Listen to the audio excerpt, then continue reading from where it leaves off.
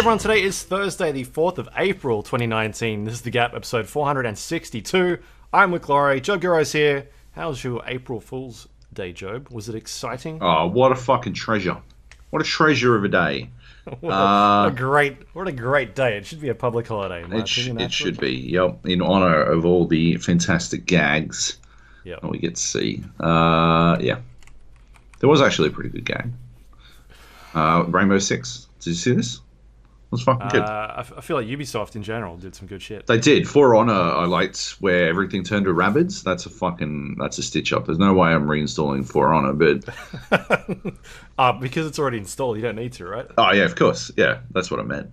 Did they do anything for The Division? How do you not know this? You're the fucking Division 2's biggest fucking fan. I don't know. I didn't read up on anything. You sing stories about The Division 2 like it's your own personal anthem. Oh, that's a callback to all the shit you give me about Anthem, even though I was far less glowing about Anthem than you were about The Division 2. But somehow we spent the same amount of time on both games. Interesting. Weird. Real weird. No, I didn't. Yeah. I didn't Very play interesting. Anthem. I was on that before. Oh, man, I spent the same amount of time I said on it's going to be garbage. that you did on fucking The Division 2. That's what I'm saying. Anyway, yeah. So you don't know? You don't know what they did for The Division 2? I don't think they did anything in particular. Fucking game of the year. Rainbow Six did something. They did a kids version of the game. And so they reskinned plane, right? The presidential plane map, and they made a special mode. Yeah, the one that everyone hates, the one that's like non-stop fucking runouts. And they made a special mini mode where you could earn these special. Rainbow is Magic, I think it's called. Rainbow is Magic packs, where everything's pink and glittery, and when you shoot, when bullets penetrate walls, instead of bullet holes, they make fucking stars, and they sprinkle glitter everywhere, and they make a sprinkling sound, bring, and fucking, so bullets are just flying past, and it's just non-stop fucking bring, bring, bring, and all the walls are pink, and... Yeah, you got special skins for characters. I got a Monty skin for his shield that is super that's what I got. Fucking pink. Yeah, that's sort of the one I got because I opened up my pack as well today. I think that's the one everyone wants. We fucking nailed it. Right, and it says they've changed the character names or something because it says it's for LaRock. Yeah, that's the name of his shield. Oh right. Yeah. I didn't realize this. I was like, are they supposed to be like that? Yeah, no. Anyway, so yeah, it's interesting. It's kind of weird. It's hard to play, but so when you get into a map, if you're defending, you're trying to stop the bullies from coming and hurting Mr. Bear. So the hostage is turned into a fucking giant teddy bear. You can only select from, I think it's 6 operators on each side, but each of them is getting some sort of special. Gear out of the fucking event. And yeah, when you start, there's a narrator, a children's TV show narrator, and she's oh, and the best friends club was trying to protect Mr. Bear. Or if you're attacking, you're oh, the best friends club had to go grab Mr. Bear. And yeah, she sort of talks through every single stage it's a children's TV show, which is pretty amusing. It is impossible to play. Fucking so difficult. Characters that don't have are still not the characters that are not in the Rainbow is Magic skins. They're basically bright colors, very brightly colored. They'll be bright pink or green or yellow, that kind of stuff. And characters that do have the skins are not as bright. They're sort of very dull.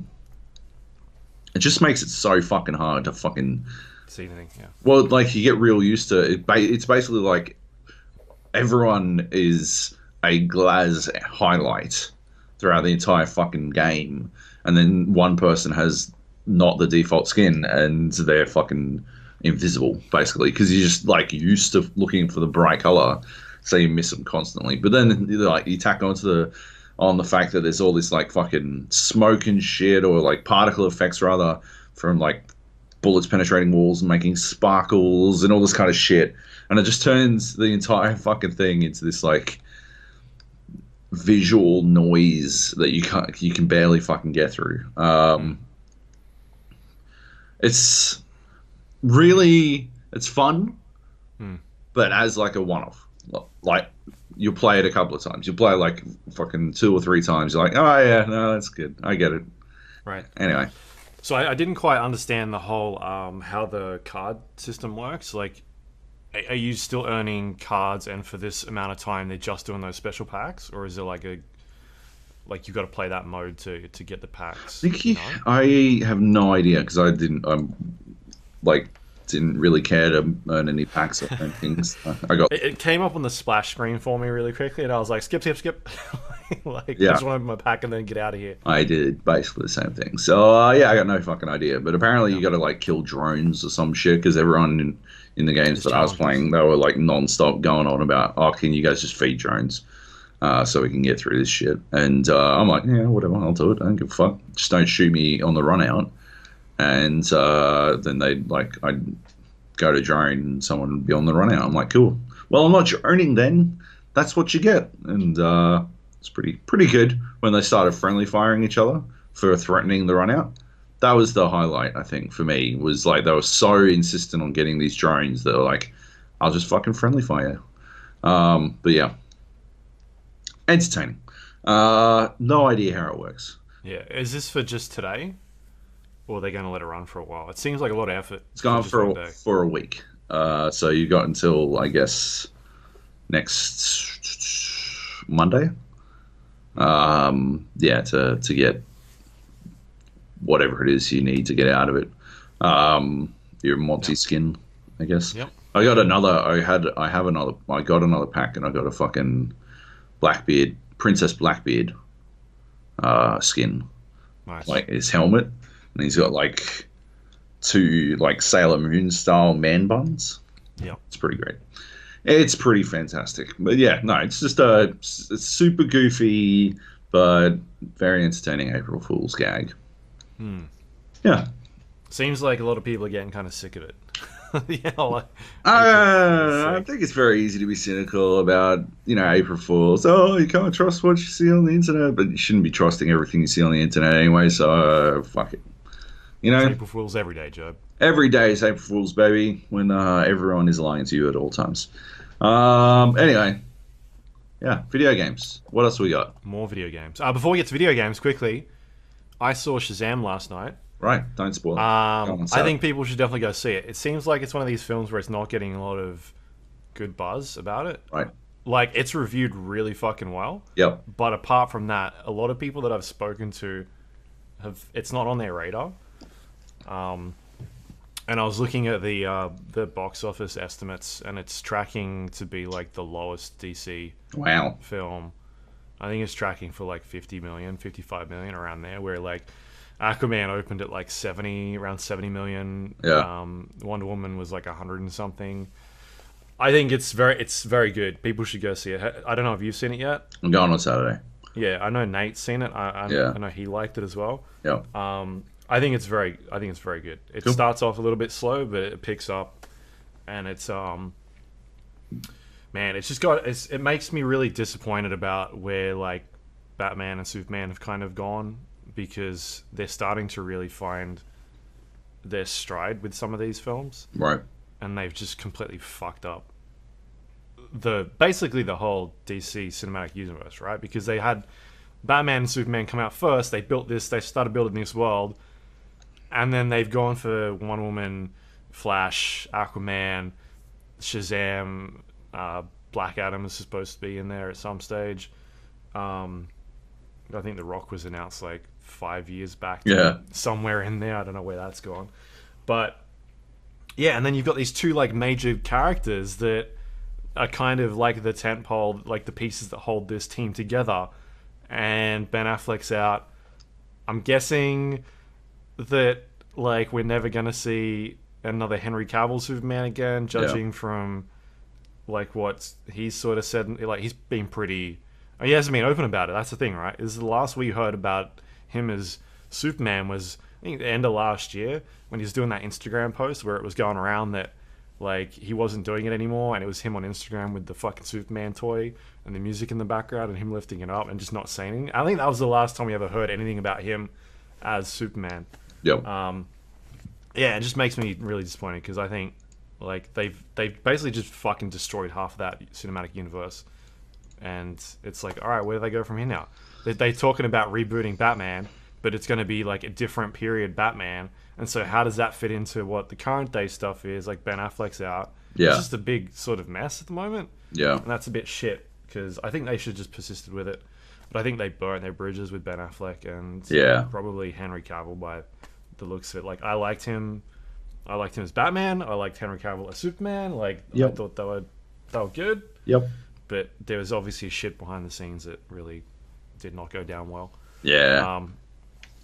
Which sucks because Shazam's very good. I think people should definitely go see it. If it's not on your radar, go check it out.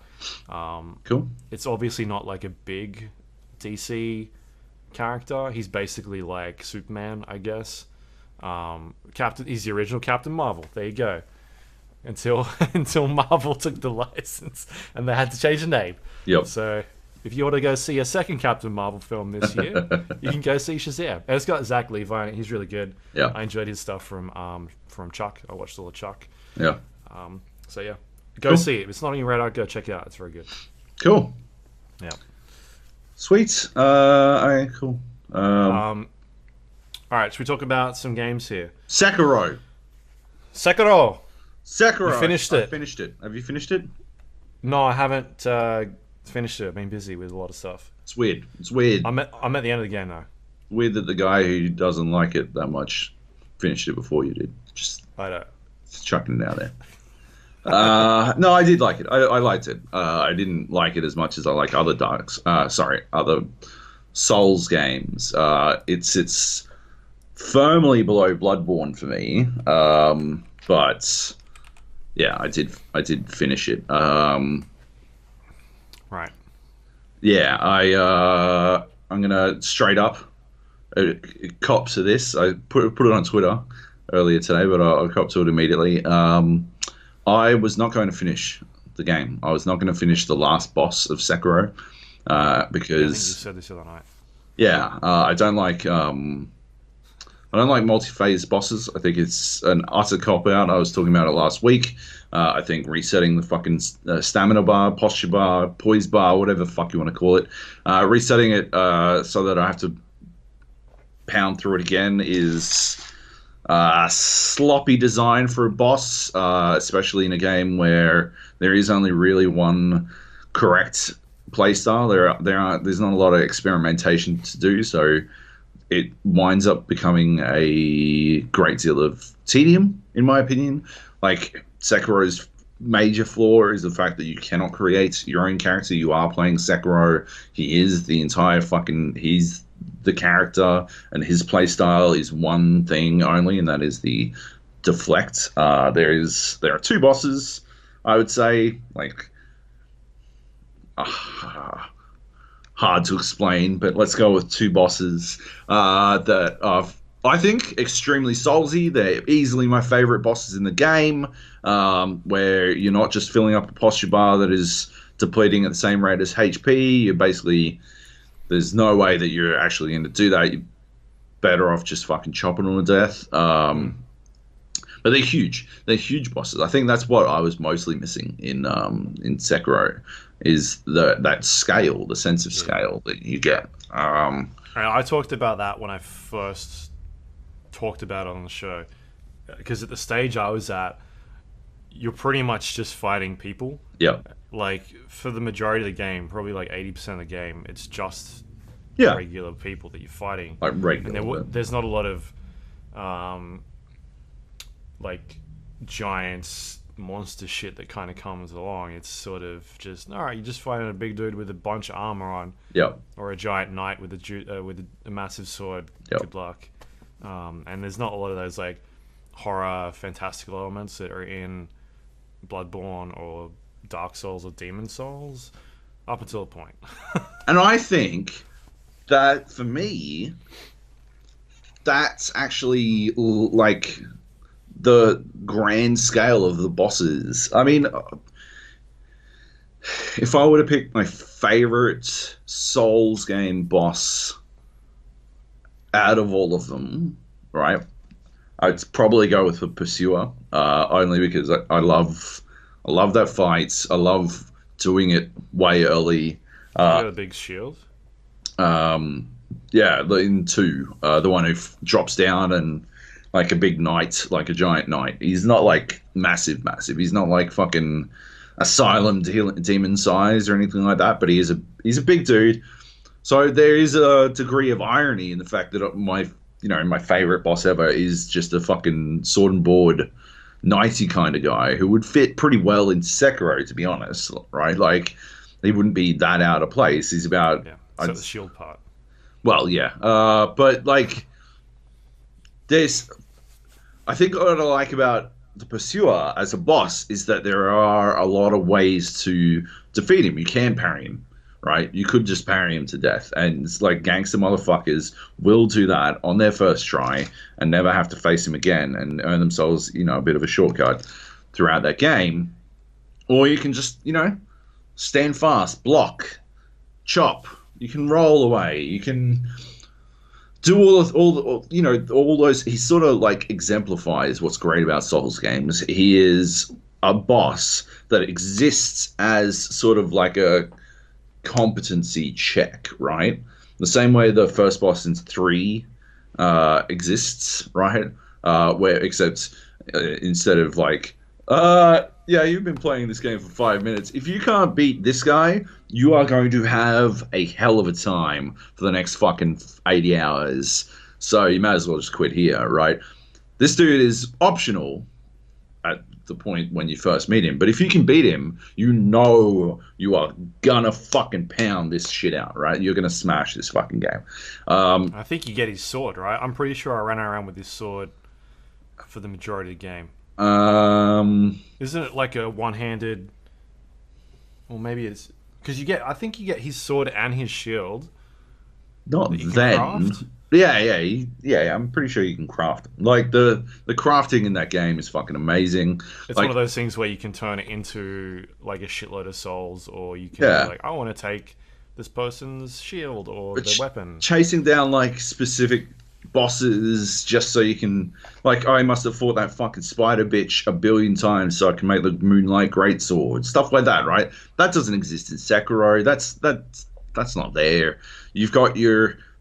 There is a preferred way to play. There is the correct way to play. It's not even preferred. There's just the right way to play. And there are 2 bosses that I feel like you can do it that way. It's just wholly inefficient. And you're way better off literally just running in between their fucking legs or like they've got massive fucking swipes that they do, massive swiping attacks that they do. And if you can work out where the reaches of that like attack are, you can literally just run underneath them. You can run underneath them and just fuck them up. Like, just stand there while they're fucking swinging pointlessly and just chop the fuck out of them. And that's awesome, right? Like, that is learning the boss, right? I don't feel like learning the boss is like, at most in Sekiro, you are learning the basic tells, right? So that you know to fucking parry at the right time. And it is learning the boss. Like, I'm going to contradict myself a fuck ton here, but I'm talking about like degrees, right? Like I'm talking about Dark Souls is on the fucking cool end of this fucking spectrum, right? And some game where you never have to learn anything, you just fucking hammer the button until something's dead is all the way over here. And like, yeah, certain bosses are over here in Dark Souls. I don't feel like anything in Sekiro ever gets that far across. Like, the amount of learning you have to do is really just about timing, essentially. And it just feels sort of Because it's a different game, I think. It's the It is. like it I is. said, it's the one where you're up close and you're supposed to be blocking and parrying and deflecting. Like it's a Absolutely, different fight absolutely. style, And so once that's you why it's like that. know, once you understand that fight style, right, you are so perfectly equipped to beat the rest of the game. That it's that it's dull. That I found it dull. That I was literally just like I beat the last boss, right? I was this was what I was copying to before. I beat the last boss. I wasn't going to finish it. I went in. I got into the. Can I just say how many phases he has? For fuck's sake, he's got 4 phases. I understand if that's a spoiler, but Christ, it's very difficult to talk around this shit, right? I'm not going to go into details or anything like that, but I got into the second phase, and uh, I realized, sorry, I got him to the third phase, right? I got him to the third phase, then I realized the amount of fucking effort I would have to do to get through this. Because each phase, this isn't like the fucking mini bosses that you've been facing off before against who, like, maybe add an extra move into their fucking spear dude, which I think spear dude at the, like, start. There are 2 people I think that fuck everyone up, right? Spear dude on the near the bridge, right, way back at the start. 7 spears, whatever the fuck his name is. Spear dude. Yeah, fucking spear guy, way back on your way up the fucking hill to go meet your dad, right, in Harata Estate, right. You go one way. Oh, up the stairs. Yeah, you're nearly at the stairs, and there's Spear Dude, and he's got like a fucking bow and arrow gun here, and 2 dickwads up here, and fucking you got to kill all these dickheads because otherwise you're gonna get fucked up. But that's okay. It's the only time that I feel like stealth actually works in the game, except for all the times when it fucked up. This is where I died to an invisible fish.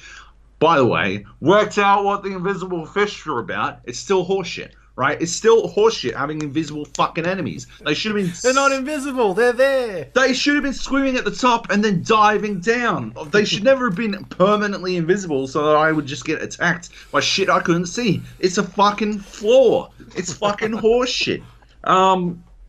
Anyway, so I died to an invisible fish. Yeah, Spear Dude gave a lot of people a lot of problems. He gave me a lot of problems until I fully understood the Makiri counter. I didn't really, I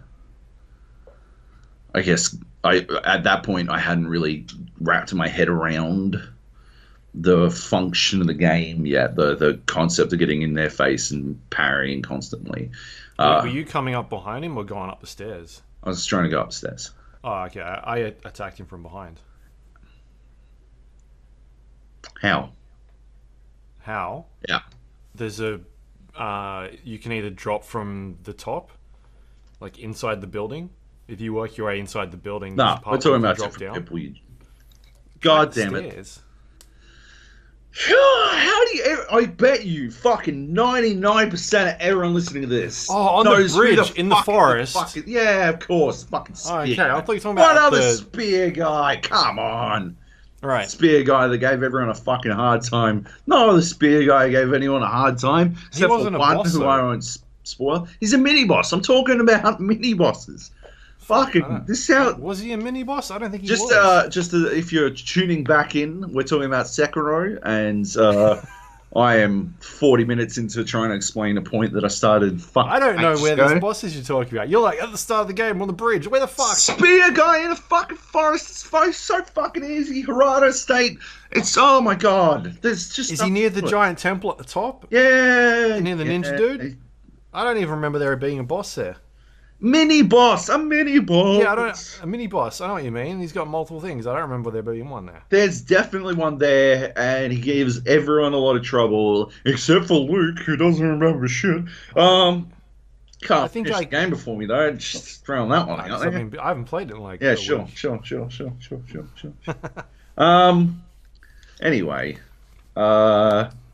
Anyway, so he's a mini boss. He has like one extra move when you get him to the second buff, and if you just stealth him from the get go, you never even fucking realize it. You literally just fucking do him. Sorry, sorry about that. Yeah, so basically, these are like this four phase thing. Every single phase is dramatically different, and I'm like, I'm never gonna fucking spend the time I need to perfect the first two phases of this fucking fight, so I can do the second two phases with my resources attached. Seeing how this cunt is two hitting me like constantly, and he's also got like a very small tell ranged attack in his third phase. That's how I died. That's actually what made me quit. Was he pulled it out and fucking popped me, and I'm like, fuck you, game, fuck this shit. I'm not like you can't have a boss who's two hitting me. This is bullshit. Anyway, I was telling a mate Barry McBruce about this, and he's like, "Did you ever unring the demon bell?" And I'm like, "What?" So yeah, you were supposed to you remember when you rung that bell, right? I'm like, yeah. He's like, you got an item that you could use to unring it, and it would it would stop it from being hard mode. I'm like, no, because I rang that bell and then immediately went out and got drunk, and I think I was talking to people, and they were like, "Oh yeah, you can unring the bell." I'm like, we talked about it on the show last week, and I told you could use the item, but I wiped it from my memory because I spent the last half of that fucking week drunk. Yeah. So you basically played the game on the hard. Yeah. For like 60% of the game. Yeah. I essentially all but finished that game on hard. And I went and I undid the bell, and I was a four hitter on against this dude now. So it's basically double damage. And yeah. It was easy. I don't know if it was like a confidence thing. I don't know if it was like, oh well, now I've got 4 hits. I don't even need it. I didn't get, in my winning run, I did not get hits in the first phase at all. I just full-blown fucking smashed that bit out. Second phase, I copped a couple of hits, but easy to heal through. I think I had like 8 fucking Estus flasks by that point, so like, whatever, fucking pop an Estus. Yeah, I think I've got 9. Straight back up to full health, and I'm like, let's go, next phase. The third phase fucked me, and I think I had like 1 Estus flask for the last phase. But did you have any pellets? Yeah, I'd fuck tons of pellets. I'd been farming pellets. I have like 100 and something. The good thing about the hard mode shit, is you get more drops of everything. So I didn't have to farm all that hard to get a bunch of pellets, but I'd already been doing it because I knew I was going to use them. So yeah, had a bunch of pellets, but I didn't even need them because the last phase in that fight is comically easy, and yeah, I just smashed it out, finished the game. Right. So all this complaining about the game being hard, it was because you were playing it on literally hard. Yeah. Yeah. Yeah. Anyway. So what? So like, these complaints about phase fights. Yeah. Why has this this isn't their first time they've done it? This is like the 4th game they've had phase boss fights. Yeah. Yeah. Oh, are you just done with them? Like, are you done with From Software games now or something? Mate, if they're going to continue to only do fucking phase fights, yeah, if that's it's been in there since like Dark Souls 2. Yeah, and they used to be sporadic. They used to be like every now and then. But if we go have a fucking look at my Dark Souls 3 review, you can see I complained about it there as well. Who'd you review for? Was it Ozgamers? Ozgamers. Let's have a squiz. Oh, you're going to read 3,000 words right now. No, I have a general idea where it's going to be. Yeah, in the dislikes comment, column, I had 3 2-phase fights in a row go to hell. Because I fucking firmly believe that shit. Fuck that shit. Fuck 2-phase boss fights. The fucking DLC for Dark Souls 3 had a 3-phase boss fight, and that's just fucked. Fuck that shit. Fuck that death. It's just bullshit, man. Like, just give me give me a super big, like, make it so health bar. Yeah. Make it so it's 4 times as long a health bar. That is actually epic. That's an epic fight. Right? The fucking ancient dragon is an epic fucking fight. You're doing fucking a bee's dick of health every time you chop this cunt, and you're like, oh, I don't know how I'm ever gonna fucking beat him. Every time he breathes, it's like fucking insta death. Like, I don't even know what I'm supposed to do here. This is the stupidest fucking. And then you perfect run that shit, right? You nail all your fucking. You work out the tell for where he's gonna fucking fly to. You run underneath him. You chop him a couple of times in his big fucking toe, and then eventually he dies from too much toe damage. And you're like, oh fucking god! Did you see how long that fucking health bar was? Meanwhile, every time it's a fucking multi-stage boss fight, it's like, yeah, cool, whatever, chop, chop, chop, chop. Wow, this is tough. He does, he's raining fucking arrows again, and there's no fucking way I'm going to dodge the arrows again. Fine. I got him. Oh, yeah, I got him all the way down. And he's dead, yes. Oh, he's coming back to life. Oh, and now he fires rains of fucking arrows faster now. That's cool.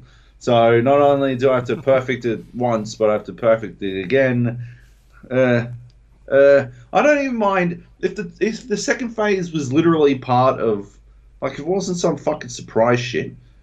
Fine, but like, fuck off with this shit. I think it's hilarious. And the posture thing is garbage, because if you want to make a game where posture is everything, right? And they, like, you know, that's your entire fucking game, then make that actually stick. Like, have the fucking nuts to actually make it stick, and don't use a fucking phase change to reset posture. It's garbage. It's horseshit. Then you'd just be one-hitting them each time. Perhaps you shouldn't have made your entire fucking game revolve around posture then.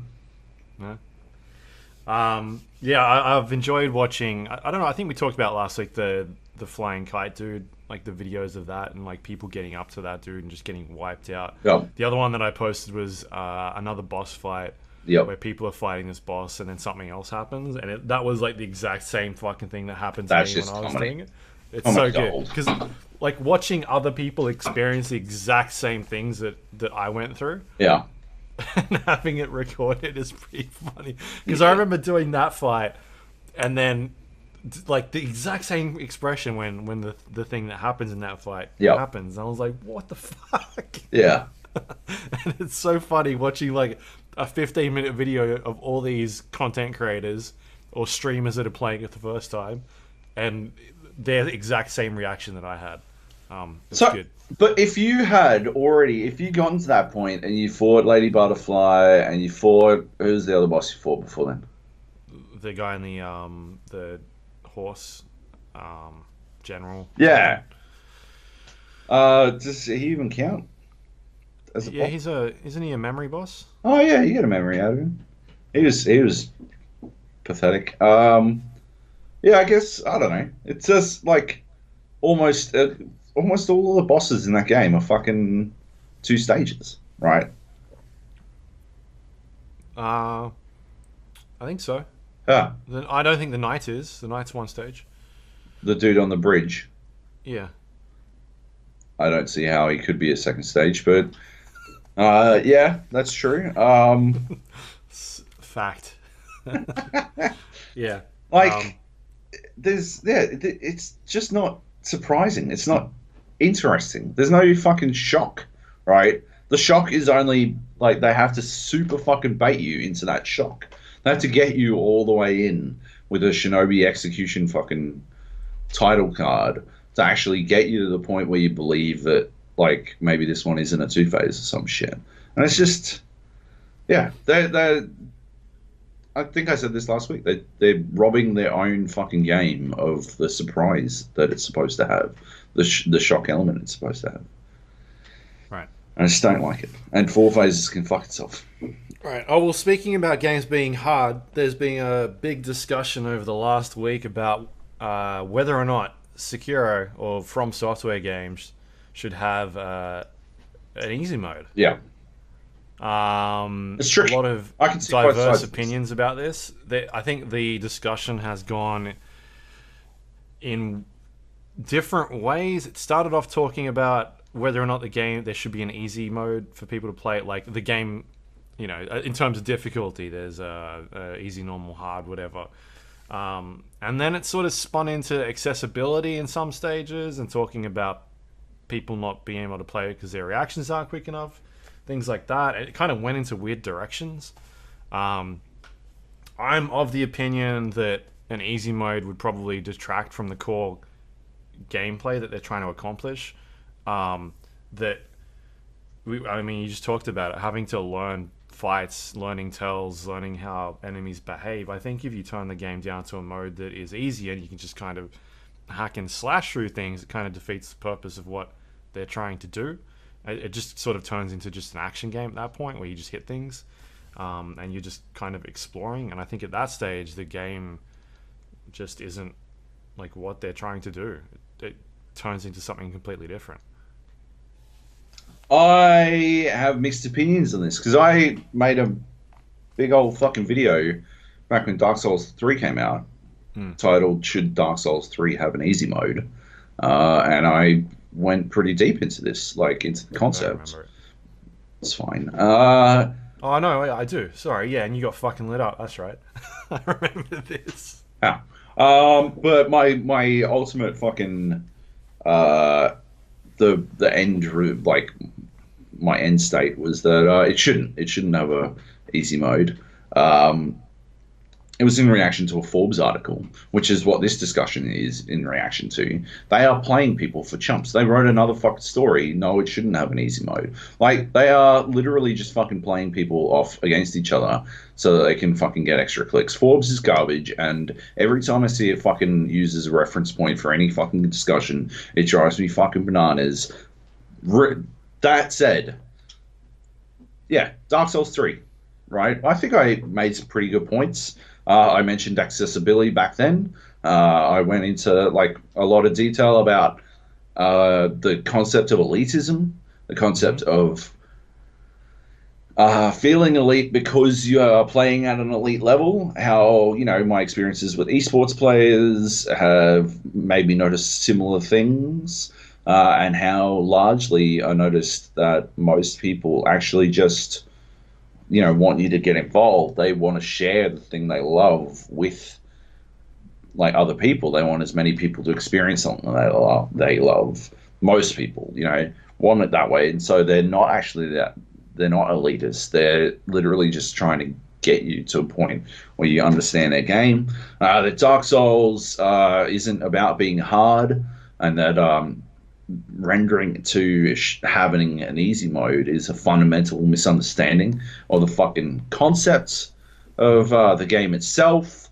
In the same way that boiling wrestling down to being all fake or whatever, right, is the same sort of dismissive nonsense that these days a lot of wrestling fans get angry at hearing, because they've heard it so many times, and it is literally so far off base of their personal experience with wrestling that they're like soccer. Excuse me? Like soccer's fake. Same thing. Yeah, that's good. Thank you, Luke. Fuck. Get all the soccer people upset. What about boxing? Why wouldn't you go for boxing? It's too easy, that one. Boxing's fake as fuck.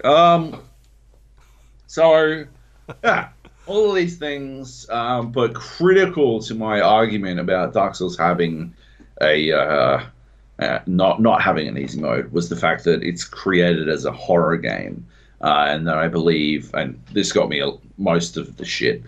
Dark Souls isn't a horror game. Just shut the fuck up. Yeah.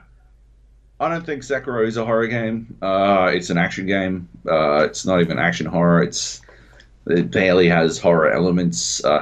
Some fucking wormy centipedes don't really count for shit, in my opinion. And so, yeah, I don't believe that it needs... I don't think it has the same fucking hold that Dark Souls has on not...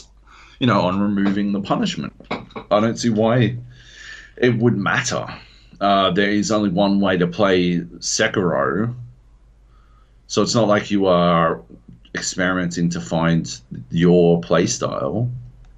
There's no, if you don't, if the playstyle of Sekiro isn't for you, and there's no version of you who can make it, so like make it your playstyle, then fuck it.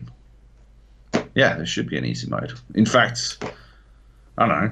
I'd fucking, if you really wanted to play it, it's got a garbage story. This the problem with Sekiro is there's got terrible story and terrible storytelling in general. So there's not really that much to get out of the game. That's the thing, right? I think that's what is people are struggling to fucking explain, is that it's like a pizza. It's like a pizza. Let's talk about it in terms of food.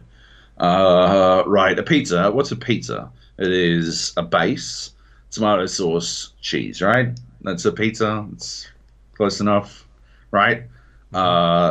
So a Dark Souls pizza is that. Dark Souls 2 pizza, they chuck on some pepperonis. Dark Souls 3 pizza, they got some capsicum and some mushrooms. They go supreme with this shit. It's a supreme pizza, right? And Bloodborne is a Ham pineapple. ham. It's like what's that fucking white pizza sauce? You know, you get cheese sauce instead of Cream fresh something. instead of the red sauce, they got that white sauce on the bottom, right? And that's Bloodborne. It's still, it's a dough base sauce and then cheese, and you're like, I hadn't thought about it, but yeah, that's a pizza, right? Sekiro is like tomato sauce, cheese, but in this case, it's on pasta. It's spaghetti. That's what it is to me. Yeah. The base of Dark Souls and Bloodborne, the dough base, that's horror, right? And if you get rid of that, right, then it's not pizza anymore. If you break it all the way down, pizza has to at least be on some sort of dough base. And if you replace that with pasta or an action game, then it's spaghetti.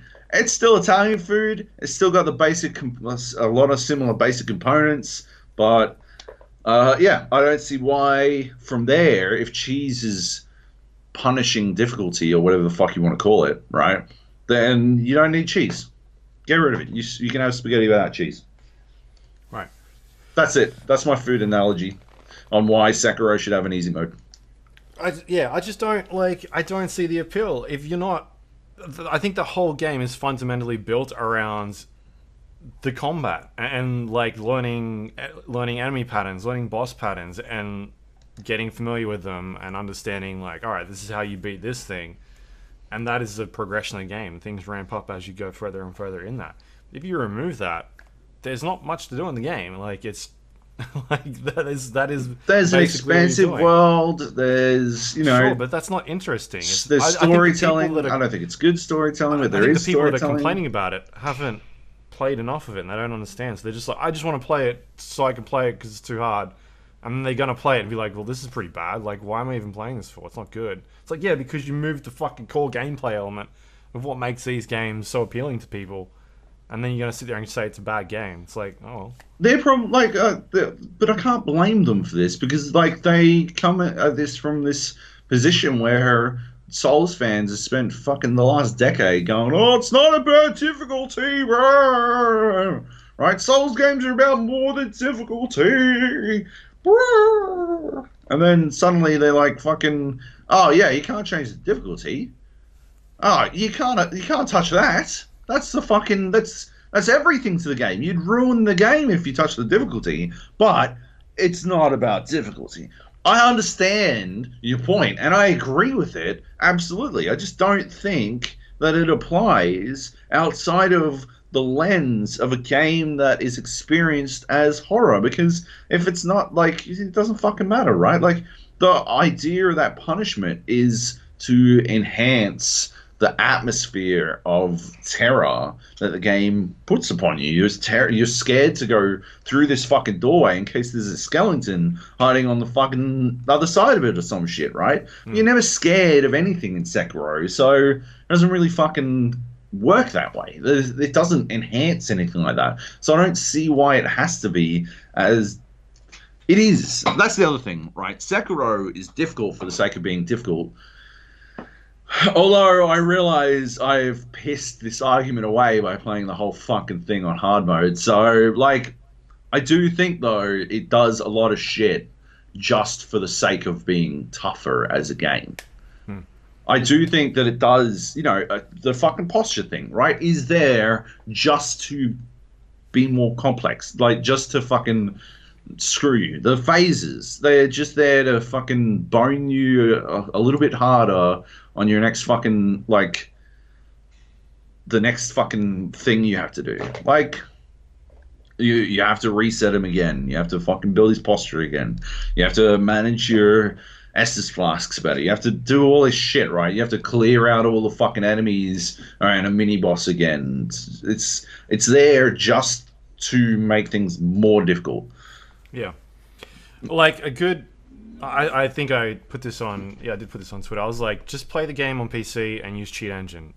Like, use cheats. Simple. Yeah, I think I don't know how... I think I've I looked into it a little bit. They've got, like, unlimited resurrections. You could put, like, a god mode on if you wanted to and do it that way. And I With think cheat engine, I think you could literally... like, I'm not sure how it works in Sekiro, but, like, if it's anything like almost every other fucking game that's ever existed... Yeah.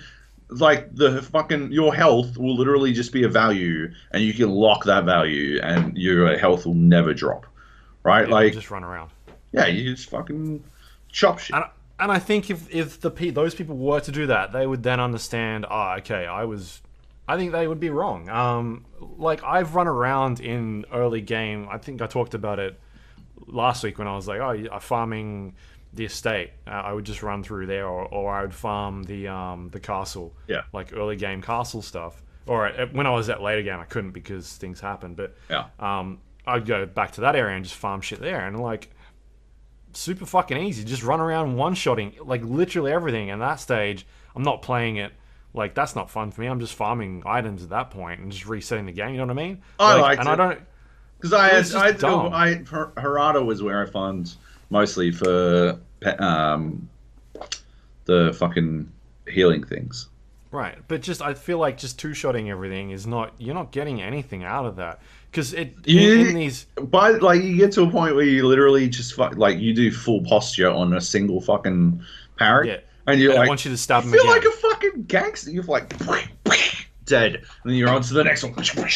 And you're like, that's some fucking anime shit. That's awesome. I love that. But you could finish the game in like 5 hours that way, and you'd never learn anything. No, absolutely. You would absolutely not learn anything if it was always that easy. But I don't think people aren't necessarily out to learn some shit, right? Like, yeah, I don't know. People experience games in different ways, and I think that's the argument, right? And if the fundamental experience, right, is just that you are learning patterns of enemies, is that, like, I don't think that's enough for a game to really bring to the table. Well, that's ultimately why that's why I think fucking Sekiro is a 7 at best.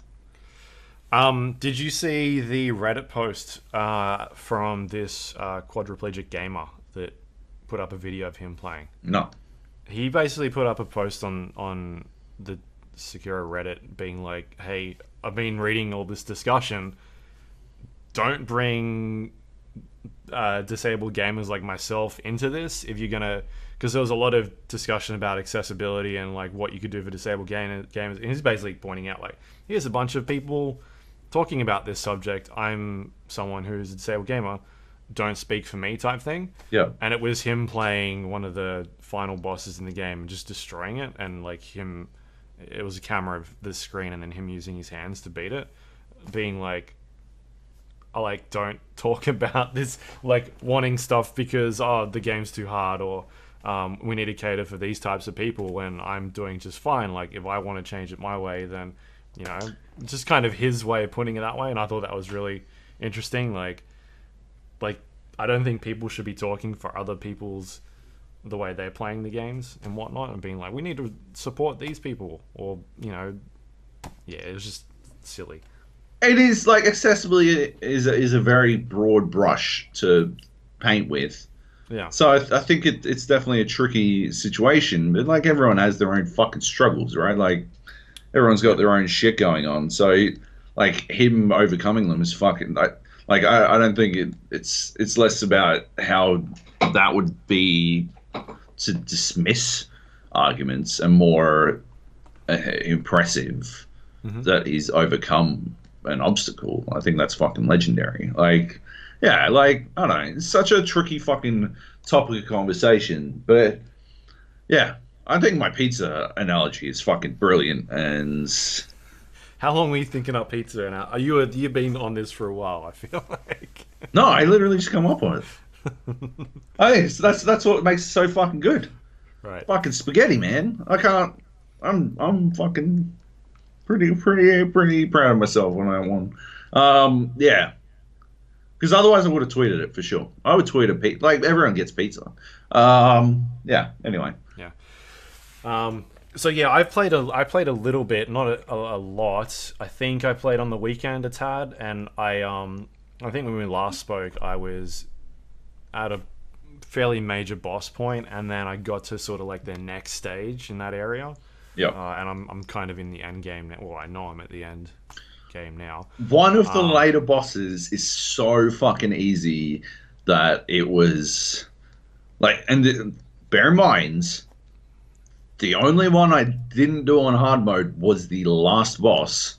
I did this fucking boss on hard mode. It is the fucking easiest shit. Which one?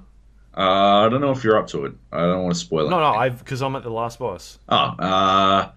The Divine Dragon. Yeah. That is the fucking sloppiest fucking... I beat that in one go. It took me 2 goes because I couldn't, like, I didn't work out that I was supposed to fucking survive that shit. So that last phase of his, you know, he fucking bumps you off the, like, disappears the trees at the end, and then you just have to sort of live for a little while. Yeah. I thought I was supposed to run up and start chopping him, and that put me in a extremely vulnerable position. So I didn't run up and chop him the next time, and then a tree appeared, and then I fucking, second go. It was fucking pathetic how easy that boss was. Yeah. Something called the Divine Dragon. That's fucked. That's fucked. Oh, man. I was extremely disappointed in that fight. I was expecting something far more epic. Like that, the first phase of that fight is, I don't even understand. It was like they weren't even fucking attacking. Like, they just stood there and let me chop them to death. It was crazy. I mean, I did take extreme advantage of the fact that you get iframes when you're locked into a death blow, which is pretty useful. But like, even still, Jesus Christ, that was a terrible boss fight. Like, almost like Bed of Chaos. Like, woeful level. Remember Bed of Chaos? And it's not the giant tree. That was the giant tree in the first one, yeah, where you had to fucking platform jump through a bunch of shit to get to its heart or whatever the fuck, and there were massive clipping issues. That one was terrible for a lot of reasons. It was poorly designed. This one was just extremely lame. Yeah, maybe like. Up there is one of the worst boss fights in From Software history. Nothing will ever beat Better Chaos. Nothing will ever beat Better Chaos. But yeah, this one's fucking the worst of the rest, I think. Terrible fight. But yeah. Yeah, so I got to the end, and I ran around and did like a bunch of the headless bosses, because I hadn't really fought any of them. You got the purple umbrella? Yes. Does that do something? Yeah, man, it's fucking amazing. Anything that's doing terror, you get that fucking purple umbrella out, and yeah, shit starts going a very different way. Fucking divine confetti. The only way you can hurt those headless fucks, and if you don't have it, you do like bugger all damage to them. Yeah. That is a pain in the dick. I never worked out a good way to farm divine You confetti. buy them. But like, surely I must have been able to farm them as well, right? Yeah, I think there's an area. Just fuck, man. That was such a fucking crotch punch trying to find more of those things. Uh, I think it's in the mill. I think there's one headless I didn't do. No, Yeah. there's two of them because they were in the fucking water. That fight was fucked. You couldn't Oh, yeah, find okay. confetti there anyway, but fuck that shit. Fucking hell. No, there's a point you can buy them from the vendor. I think it's the vendor that's at the main base. He sells them. Either him or the guy that gives you information. It was one of those two, I think, that sells it. Right. But they only start selling it like late game, towards the end somewhere. Yeah. The other thing I was gonna say is I watched a bunch of been watching some speed runs during like my lunch breaks. Oh, yeah. Yeah. Yeah, man. Like some of those guys are insane. They just fucking jump up and just poise break everybody, like instantly. Like usually when I'm fighting these guys, there's like a quarter of the health bar left, whereas when they're fighting them, they've taken off a quarter of the health bar and they're just like 75% damage. And like, all right, fair enough. Yep, cool. Yeah. But you have to literally know every single swing to get that, like, to get away with that. Because if you get hit once, usually the bleed on poise at that point is so fucking quick, right? Until you get them to the first chunk where poise starts bleeding slow. Yeah. And then you get to 50% health and I like, think it's 75% or something. yeah, right. It stops bleeding at all. But like, yeah, so you have to be so fucking on point with every fucking bit of that anyway.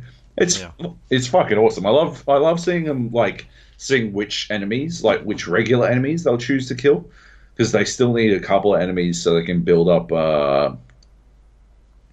their money so they can actually like trade for shit. But yeah, get like later on, but like aesthetic upgrades. yeah, but like they're so fucking particular about who they're actually gonna kill, and it's cool seeing who deserves to die and who is just run past. The ones that I liked were there was a couple stealth kills in there I've seen that I'm like, oh, okay, right, that's how you do that. Whereas I would just run up and start fucking wailing on this person.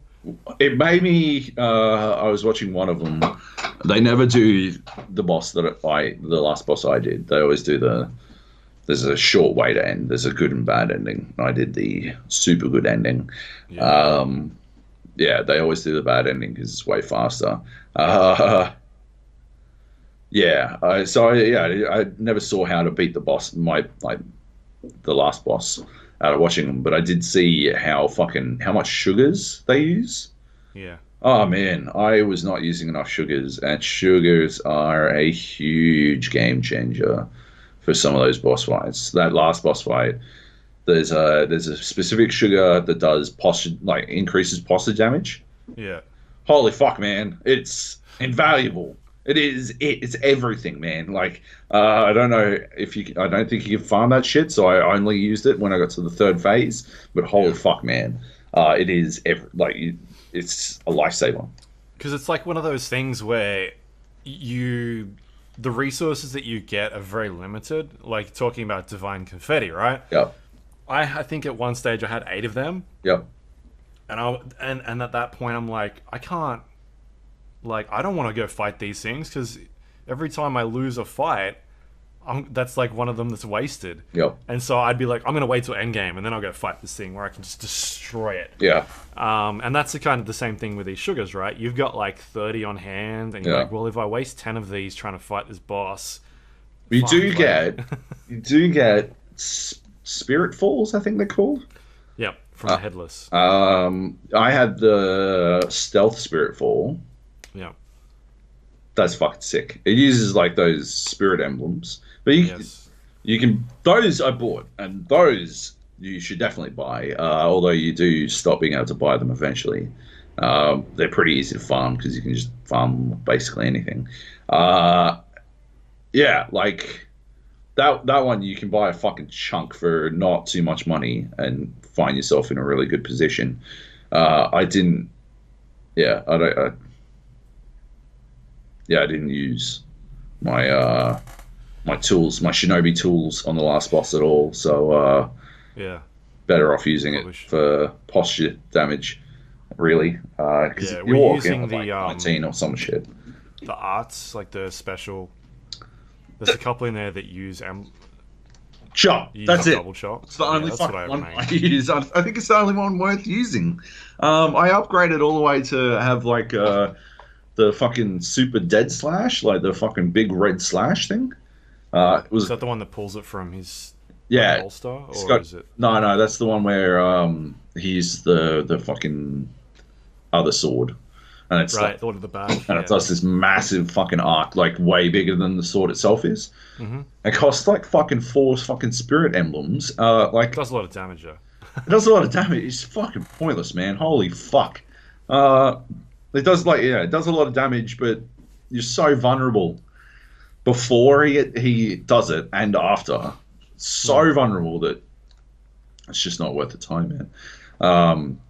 And it was a complete waste of fucking upgrade shit. My points, because I think it would cost me fucking. It's like 6 or something. That's the one that's 6. 5 or 6? I was like, should I get this one or there's one that costs 9. Oh, The one above it costs 9. Yeah, oh my god. There's no way I'm ever have. I'm never gonna have 9. Like by the time you get to there, you'd have to be like New Game Plus Plus or some shit. Yeah, does New Game Plus reset those skills, or do you keep them? Do you know? I don't know. I think you keep opted them. to stay in the world so I could go kill the last Everything else. shit I haven't killed. But yeah. Right. Yeah. Hmm. Anyway. Yeah, so I'm getting there. I'll probably get around to it at some stage. I get some time. It's just been busy week. I haven't really played too much this week, as we've talked about. I feel like such a chump because I've been talking to people and commiserating, and we've been like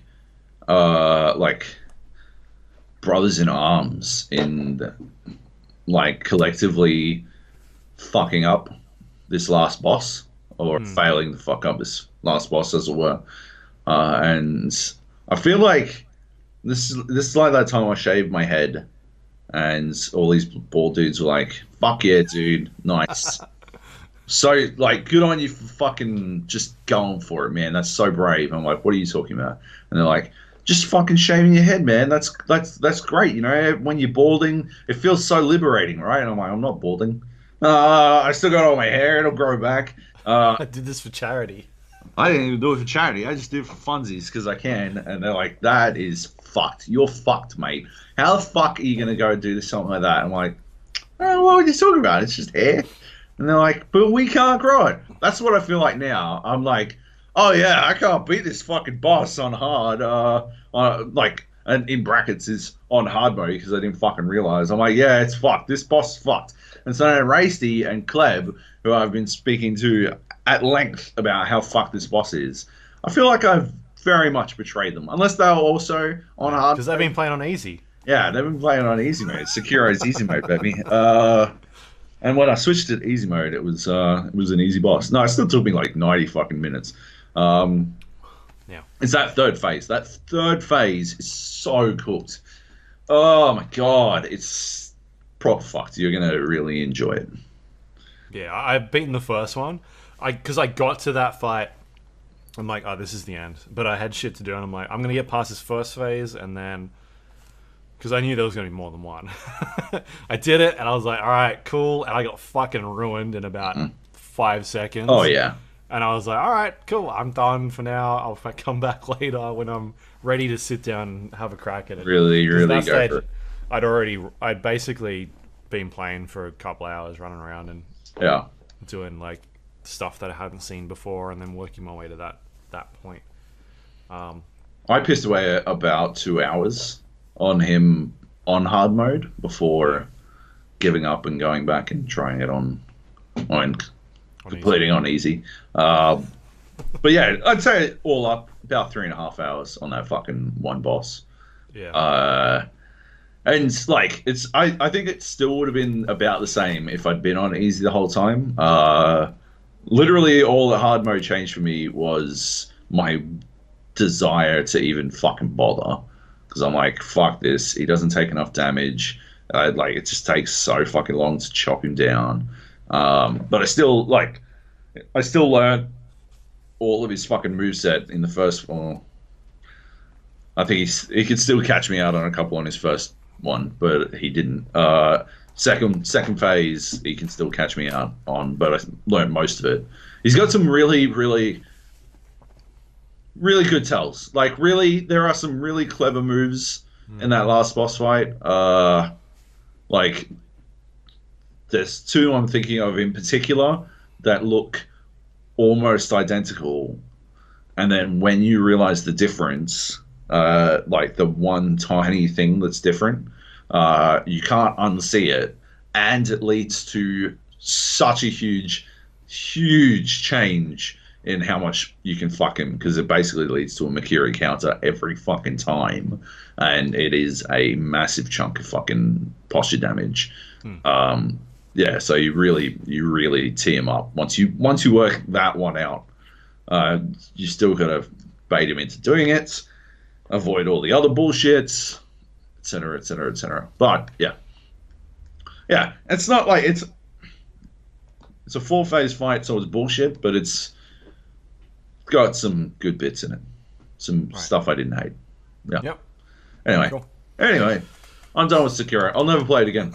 Probably. You're not going to go through a new game? No. Or DLC? Have they talked about DLC at all? Don't even know. No, I don't know. Yeah. I'll play DLC probably, but I'm never playing through the game again. Yeah, I'm not going to play New Game Plus. I don't know interest. I already beat it that one way. The only reason I ever played New Game Plus was to farm shit for PvP, or to try out different stuff. And generally, if I was trying out different stuff, I'd just make a new character and start from scratch. Did you get to the last tier of weapon upgrades? Prosthetic upgrades? No, I got a fucking ton of lapis lazuli or whatever the fucking material is you use for it. I got like fucking 4 of those, I think. Yeah. But I never actually unlocked it because I couldn't find something along the way, like some bit. Everyone was talking about how the lapis shuriken is the fucking bomb shit, but I never fucking unlocked it. Apparently, it's hectic posture damage. Yeah. Right. Okay, let's talk about some battle royale, right? Let's do it. Let's go with Apex first. Okay. New update came out today. Yep. 1.1, big milestone update. They added in the ability to squad up with people that you just played with again. So that's really cool. Queue into a match, and you're like, "Hey, that person was pretty cool." When the game finishes, you can invite them to your team again to play them the second time. This was something I saw in that fucking mobile game that I was playing. The one by the Clash people, whatever the fuck it's called, Brawl Stars. They did it really successfully in that. I friended a bunch of people in Brawl Stars just because we'd play. I think it was only after you played, like, you could immediately squad again with people that you just played with, right? You could swat up again and go into another game together. And then if you won that game and stayed together for another game, you could friend each other, and you'd like see when they're online, and you could like squat up whenever the fuck you wanted. I think that's a really cool fucking idea to like find people who are rad. Yeah. That's what they added. They didn't add the friending thing, but Origin allows you to add people on friends lists and shit. Yeah. No, I think we've harped on that about this a bunch, just how they're not really contributing much else to changes. I mean, they've put a bunch of cosmetic stuff in there. Yeah. But otherwise, it's pretty... the game's been out for 2 months now. I think it's 2 months tomorrow. Right. 2 months today. And not a lot of gameplay changes. We've had the gun, the extra character, a couple changes to things like the Mozambique and Wingman. And that's pretty much it. It's very slow. I don't think there's much else to say about that other than they're very slow at updating that game and communicating with what's going on. Because I think there's got to be some changes happening a lot quicker than what they're doing. Yeah, absolutely. They need to be a lot faster on that shit. But yeah, we've said this a billion times. Let's not retread the same stuff. We had some games. Club was saying this on Facebook, and it's something I've been thinking for a long time. Apex is a game where you need a full squad working efficiently or working together well, more than almost any other battle royale game, in my opinion, because time to death's so high. time to death's so high and movement speed is so high as well. So that it's so easy to get pushed by two people at once, and you just can't fucking survive through it. So if you've got, if there's two of you putting the work in and one of you isn't, it is a pretty hectic fucking like I don't know, handicap. You just at a huge fucking deficit compared to your opponents, because they've got fucking three people who are, you would assume, working at least semi together. We had a couple of games last night where I think we 2,000 points of damage between us two alone, and then just fucking nothing from anyone else on our team. Like, just literally, on more than a couple of occasions, literally nothing, despite them still being alive. Yeah, one dude had 0. We were third. We did 1,000 points each, and we were literally, he was standing there at the fucking final fight, just not doing any fucking damage. I feel like he was trying to go for, I'm going to make a fucking YouTube video of me winning without doing any damage, like one of those things. That's what it felt like. That's why I was like, let's report this dickhead. Fuck him. Yeah. Because he was literally just standing around, just standing there. Well, it's either that or he's botting for Apex points or some shit. I don't fucking know. I don't really understand. Maybe botting his way through the season pass. I don't fucking know. Whatever it was infuriating, and it was fucked. But yeah, we had a bunch of... I'm definitely starting to like the hot drop in that game a lot more. I still prefer the medium hot drop, but... I mean, that's how I play, because I play a couple of games either in the afternoon or during lunch. I'll jump in, and I just random up with people, and I'll follow generally another person around and just stick with them, because I'm like, I can shoot, so I'll just fucking follow this guy around. Whenever he gets in the fight, we're definitely gonna win. We did that game where the dude made us drop in the middle of fucking nowhere. That was the dude who did 0 damage. Yeah, we came third, and we did fucking 2,000. But you literally started in the middle of not at a fucking location, just in the forest south of fucking artillery, just at some fucking crates. See what you can do. Good luck, dickheads. Because it didn't have to be that way. I was jump master, but I seeded it to our random third, and it worked out pretty well. We were walking out of there with two of us had shields, white shields, and I think I had 2 sniper rifles. I'm like, well, this is gonna go well. Let's see how we can do what we can do with this one. But yeah, good times. Yep. Yeah. So I'm not sure there's also much to say about that one. Nah. It seems like they fucked up a bit the update today. They put out this patch, and then for whatever reason, a bunch of people lost their progress. It sounds like they were putting people on the wrong servers, and then that was causing some issues, and they've corrected that for the moment. The other thing they added in there, which they've now removed, is the ability for people to get punished when they leave a game.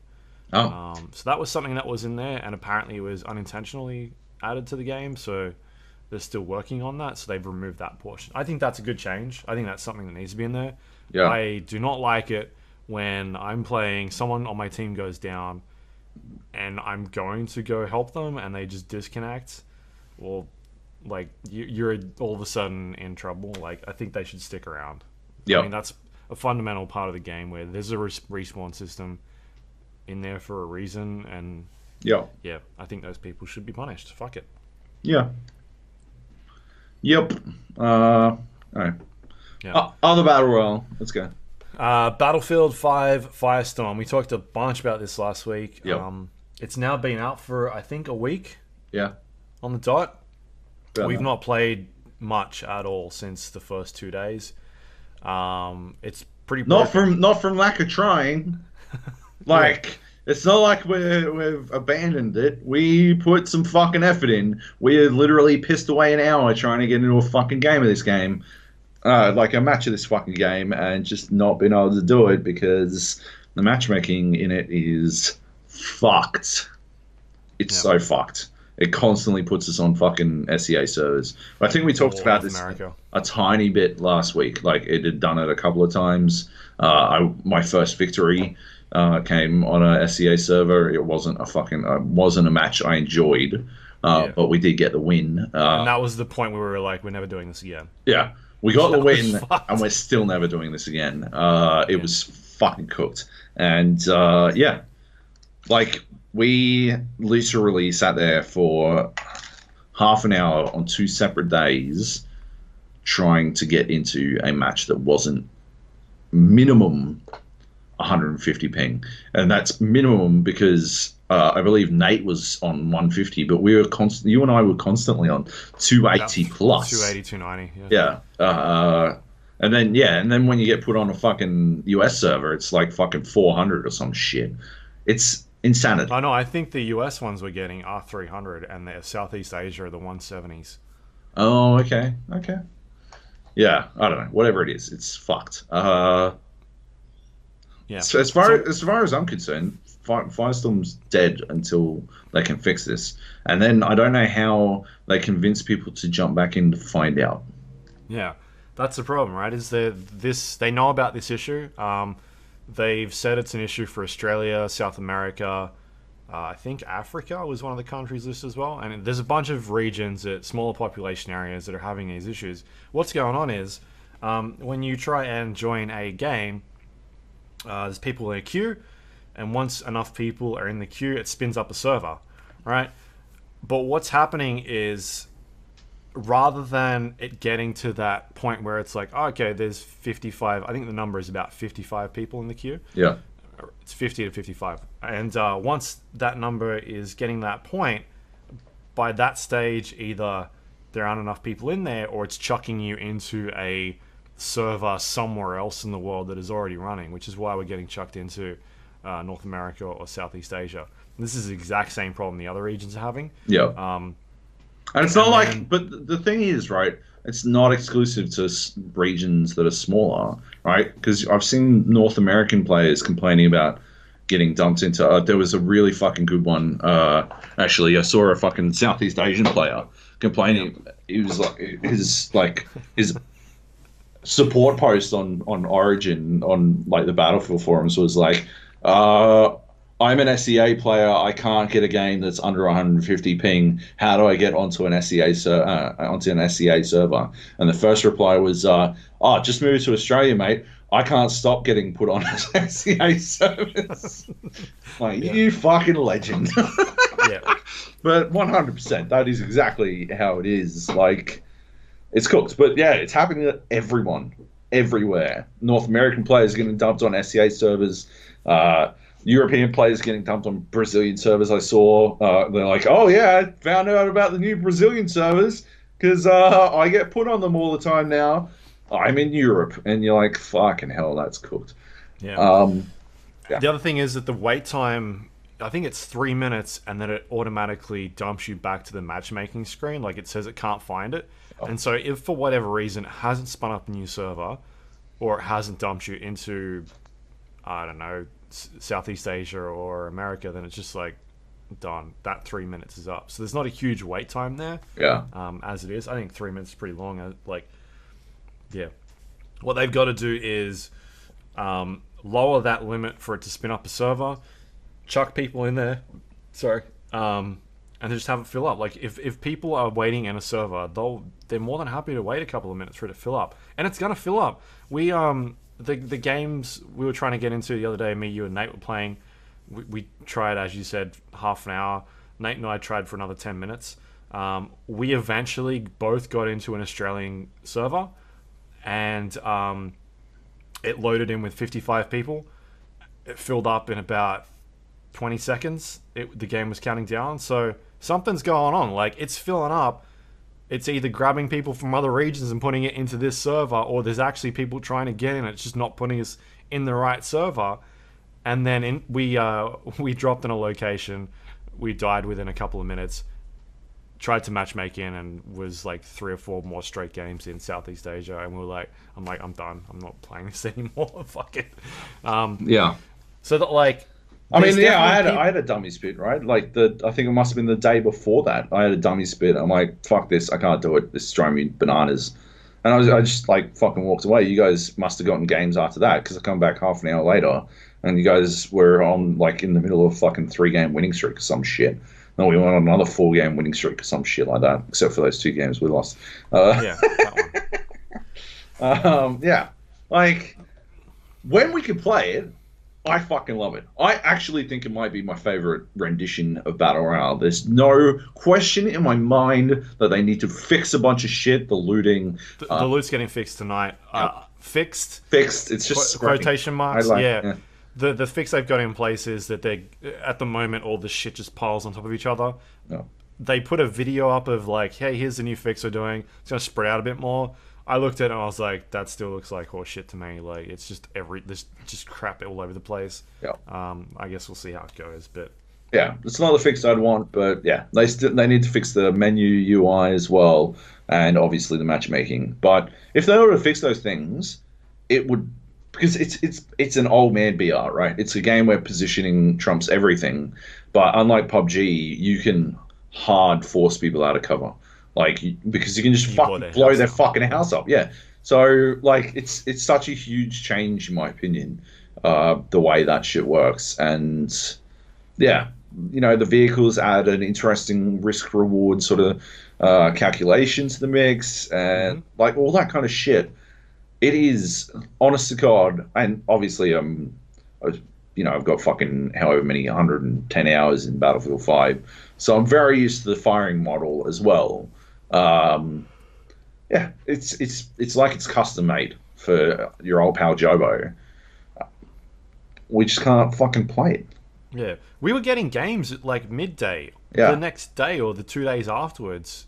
So I don't know what has happened between then and whatever the fuck they did a couple of days later. But all these regions are having massive issues to the point where they haven't really provided any updates since last Friday was the last update that I saw, which was basically, hey, we know this is an issue. We're looking into it for these other regions now as well. We're trying to sort out how we can better fix our matchmaking. If you have any feedback, put a post here. And it's like, just fucking holy shit. Like I've got a bunch of ideas for you. Just let me at it. I could have told you this fucking weeks ago how to fix this thing. Yeah. Yeah, I don't know, man. Like this is a huge thing that they're trying to push, and for them to fuck it up this hard at launch and then not communicate about what's going on or how they're fixing or what they're doing, yeah, it's pretty fucking bullshit. I haven't seen any posts from any community managers saying they're looking at it, other than that one post saying, how is it, 4 days now? What day is it today? Wednesday? Yeah, Thursday. Thursday. Yeah. It's been more than 4 days. Yeah. Was the last update we got. Yeah. Yeah. I think it's dead. I think it's dead already. Like, I doubt we'll be able to convince you to jump back in unless we can guarantee that we're getting into games. And I wouldn't be surprised if you represented like a good 3% of their general population. Like, they have literally just bled 33% of the population in a heartbeat. My tolerance for getting fucked about is extremely low.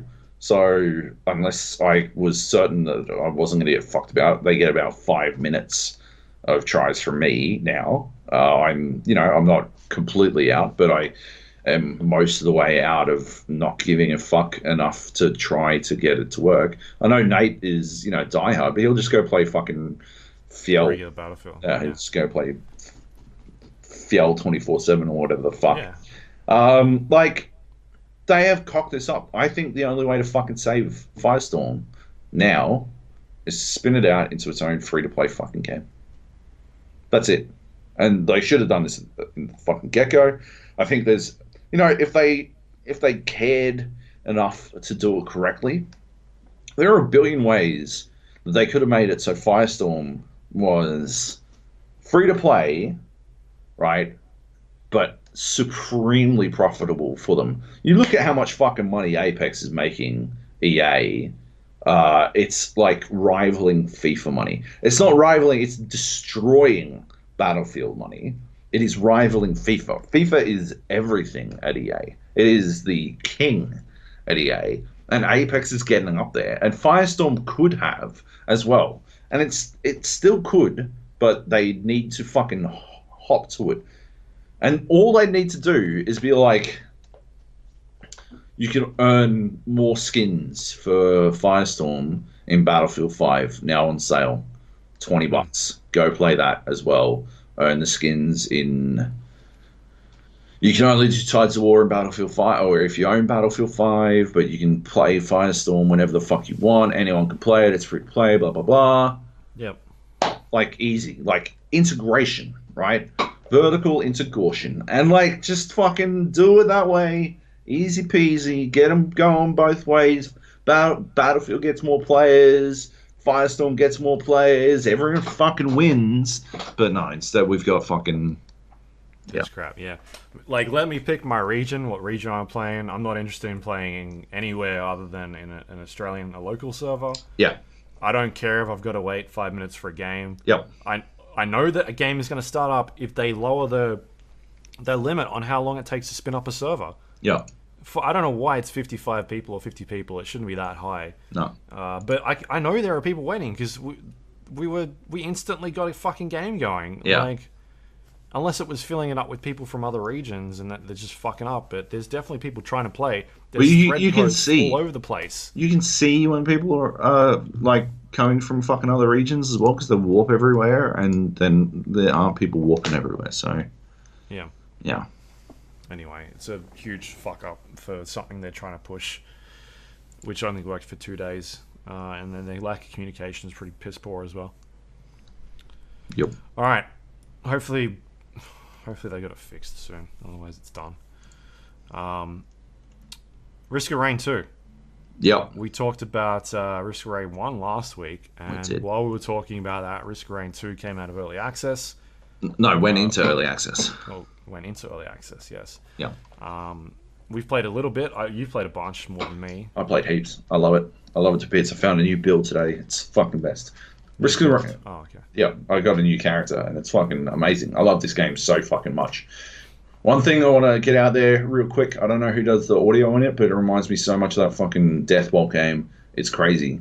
Like, it might be the same person. I don't know. It's driving me bananas. Yeah, great music. Love it when the boss kicks in. If you don't know what Risk of Rain is, Risk of Rain was a side-scrolling sort of roguelike where you basically go through and try to make it as far as possible. There was an ending that you could get to. I've finished it a couple of times since talking about it last week. Basically, the idea is you run around these levels, earning money so that you can buy or open these chests with money. You open these chests with money, and the chests have random things in them, and shit gets out of hand from there, basically. The good thing is all of these things can stack on top of one another. So you might find, so it's sort of like it's a loot game, right? You imagine your typical loot game. You find chance to proc fire on hit, right? And so in a typical loot game, you've got like a 5% chance, and you might find an epic tier version of the same thing, and you know, that's 7.5, and you find a legendary version, and it's 10% chance to proc on a hit, and you're like, fuck yeah, that's it. Does it tell you in the game the percentage chance? You have to go into the fucking logbook, and you have to use it outside the game. No, yeah, well, outside of the actual game. It's in the game itself, like in the game menu, but not in a game at a time. Yeah. So the way Risk of Rain does it is that you've always got that item always has the same proc chance, always 5%, but you can stack it, and you can stack it endlessly as long as you find more of that item. So you're not, you're trying to find, if you find fucking 20 fucking 5% chances to proc, you have 100% chance to proc fire on hit. And so every single fucking thing you do will cause fire. It gets way better when you've got like chance, like the way it gets out of hand is you've got like chance to spread damage or chance to cause electric at any time, chance to fire missiles. Like this kind of shit like goes way out of hand because suddenly you're trying to stack like a specific thing like the rockets, like chance to fire missile, and you've got like 6 of those, and you're like literally just walking around. It's not chance to fire missiles on hit or on like when firing or on skill use. It's literally just chance, right? So every tick that the game goes through, you've got a chance to fire a fucking missile. You get a bunch of these fucking things on yourself. You got fucking 6 to 10 of those cunts, and you're literally just walking around with missiles flying out of you, like fucking pinging about, finding shit to kill. And you're like, oh, okay, cool. Stuff's dying now. Like now we're getting some shit done, and then yeah, it ramps up, right? Like so Risk of Rain 2 is the same as that, but it's third person. It's a third person shooter. So instead of being a side scrolling roguelike shoot 'em up, this one is a third person roguelike shoot 'em up. And yeah, you die and you start again and you try over and over again. And it's about like learning what you're good at and what you like and all that kind of stuff. But yeah, it's hairy as fuck, man. It gets so fucking hectic when you're in the middle of a fucking good run, and then like you get like that one piece of the puzzle that turns everything on its head. You're like fucking barely staying alive. You've got like heaps. You've got stacks of fucking stacks on stacks on stacks of like heal on hit. So every time you shoot something, you heal, but everything is doing so much damage that you're dropped to fucking like a tiny percentage of your fucking health every time anything hits you at all. So you're like fucking dodging, panic, trying to fucking shoot things. You're like trying to get your fucking damage out, and you're trying to get the fucking healing bots to come get you, and you're like, oh god, everything's fucking rocking, and then fucking you manage to heal back up to full health, and something manages to clip you from behind because there's fucking swarms of enemies. And the way it works is every time you like level up, it goes to the next difficulty level up. So you start at like very easy, and things are pretty dull. I think they need to do something about that. Like just the way the game works at this point, it is comic. Like it's most shit's like a 2-shot. Like you just shoot it in two hits and it's dead, and so it doesn't even like register. It doesn't even warrant your concern. And it can take a little while. Like sometimes like 25 minutes. 25 minutes before it gets to a point where it's actually fucking hairy. Oh yeah, on like 2-player, it was way worse for that because like there was 2 of us and it didn't seem to scale up the enemy levels. So I think they need to do something about that. But it didn't scale how many enemies there were. I mean, but yeah, like we're just punting shit. Well, we're getting some good shit going. We had some good combo shit going. I had explode on kill. And I had the guitar thing so that anytime something died, it would spread some damage. Or I think anytime it got hit, it'd spread some damage. So the ukulele? Yeah. And so that'd spread damage. The explosion would spread damage. It'd spread extra damage. And then the next thing would die. And so there were a couple of times where I'd like shoot one thing and it would just set off this massive chain reaction of kills. Right. Which is awesome. Yeah, it's good. That's basically it. That's the game. Yeah, at the moment, there's not a lot to it. No. I was playing it on normal. Yep. And I think I played through like 3 games, and I was lasting like half an hour. Yeah. Yeah, it just wasn't clicking for me, mainly because I was enjoying shooting shit, but I wasn't really sure what the point of it was. Like, I wasn't unlocking anything. Yeah, right. It wasn't really giving me a good indication of what it was. Like, you finish your match, and it comes up with a screen, and it's like, here's how many enemies you killed, here's blah, blah, blah. It's like a list of like 30 different things, and it's got scores next to it. And I'm like, okay, am I working towards something? Like, I know there's a bunch of hidden characters, but it's not really giving me a good indication of what, like, how I'm supposed to be, like, my progress towards them. And then so I played like a couple of more games, and yeah, it didn't seem like I was getting anything out of it. I was like, okay, yeah, cool, it's pretty basic. I understand it's early access. And I'm like, yeah, I get the idea, but I'm just going to kind of leave it for now. I'm good. Like, I'll get back to it when they start adding more stuff. And then when we jumped in, I kind of got an idea like, oh, you've got to do like challenges or something. Yeah. You gotta I like. started getting notifications about, oh, you've just completed this, and I'm like, what did I don't really know what I did to do that, but okay. So I haven't unlocked any. I don't think I've unlocked any other characters, but I've still got that Yeah, one guy. no, you should have unlocked the second one. I'm pretty sure Right. I saw the achievement pop up in your list that you'd Yeah. unlocked the second guy. But Yeah, yeah, I think they just need to start. I know it's early access, it's start of the game, but they can get to a point where it's like, all right, why am I doing this stuff? Like, what's the purpose of it? And they start getting that, like, what's the purpose of grinding?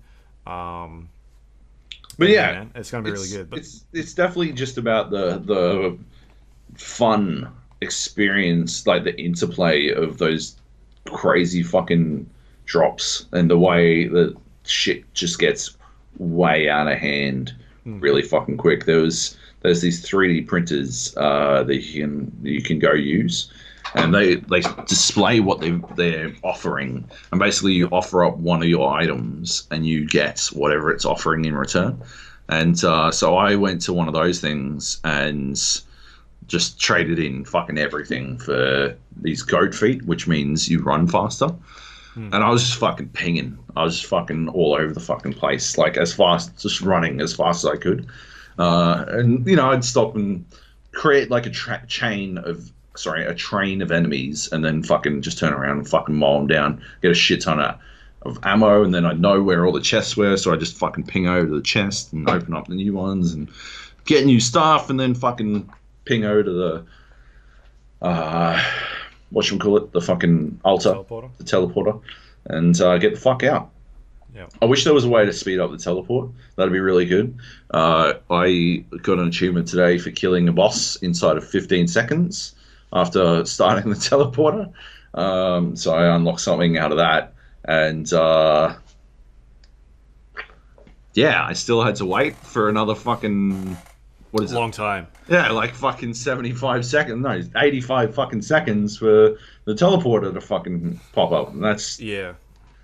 We did one of them as well where we killed it and it was like 35% of the way through. Yeah, It's and like, you're like, all right. okay, I guess I'll just That's what's wait. standing here. Yeah, they need to like. It'd be cool if you could like walk up and just hold E on the teleporter to make it go twice as fast or 3 times as fast. And like enemies are still spawning while you're doing this, so you have to balance speeding up the teleporter with shooting the fucking enemies. You got to work out the risk reward on that shit. I had a bunch of fucking drones, and the new guy unlocked spawns like these turrets.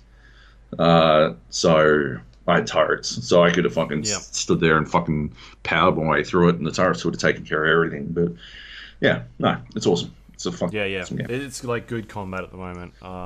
Yeah. Yeah, it's just looking forward to seeing what they do with the progression stuff, like where it goes from there. Yep.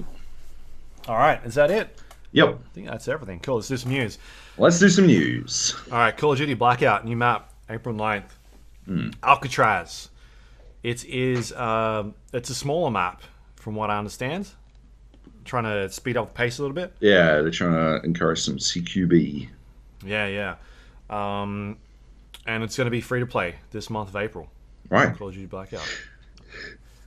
Couple of issues I've got with this one. They're Sorry. they are allowing you to select maps, battle royale maps. Yes. Right. Yeah. Well, that always works out well. Yeah. At least they learned from the mistakes of others who have gone before them. Yeah, I think that's a big problem. Don't give players the option to choose maps in battle royale games because it just kills. Yeah. It splits the community. Yep. And it ends up killing maps entirely. Like, I totally get if you were to just prioritize the new map for a little while. Sure. Like a playlist thing. Yeah. Or change the percentages on how often it gets up there. Yeah. But yeah, you can't let people choose. It's just gonna be oof. I hadn't seen Alcatraz, but I'm watching it now, and it looks pretty cool. It looks really fucking small. Like really small. Like a general Call of Duty level sized map. Yeah. So it'll be interesting to see how that goes. Are we going to reinstall and have a look? I've still got it installed. Yeah, I'm pretty sure I do. I mean, my biggest issue is where the games are playing in Australia. Again, it's that thing of Call of Duty has so many modes. Yep. The same problem with Battlefield is that you're now asking an audience to play. All right, pick your mode. What are you gonna play? There's 15 modes in this game, and one of them is Blackout. Yep. And it's also solos, duos, and quads. Sure. Good luck finding a game. Yeah. And when you've got a small community like Australia, I think it got to a point where that game was pretty hard to find matches in. I know quads were definitely popping off. Yeah. But I couldn't get solo games. Yeah. Or duos. You can get duos either. Yeah, so I don't know what it's like now, but I mean, I'm sure there's going to be people playing on that April. It's April 9th, right? That's the date that I saw. April. I don't know. Yeah. Sounds about right to me. It's just April 2. Maybe it's out now. Maybe that's when the update was. I don't know. Maybe it's already out. Yeah, maybe. Classic Gap news session, baby. We're all over it. Yep. We're definitely on it. Yep. I don't know. I can't see it. Whatever. Anyway, cool. Anthem. Joab's favorite game of the year. It's up there, right? It's above Sekiro, it sounds like, at the moment. You're loving it. Turns out the developers aren't loving it, Joab. Did you read this article on Kotaku? I did. Yeah, Jason put up a very extensive article about great reporting, really good reporting, and in-depth all the look troubles. Into, the problems that Bio had as a company getting Anthem out to people. Yeah.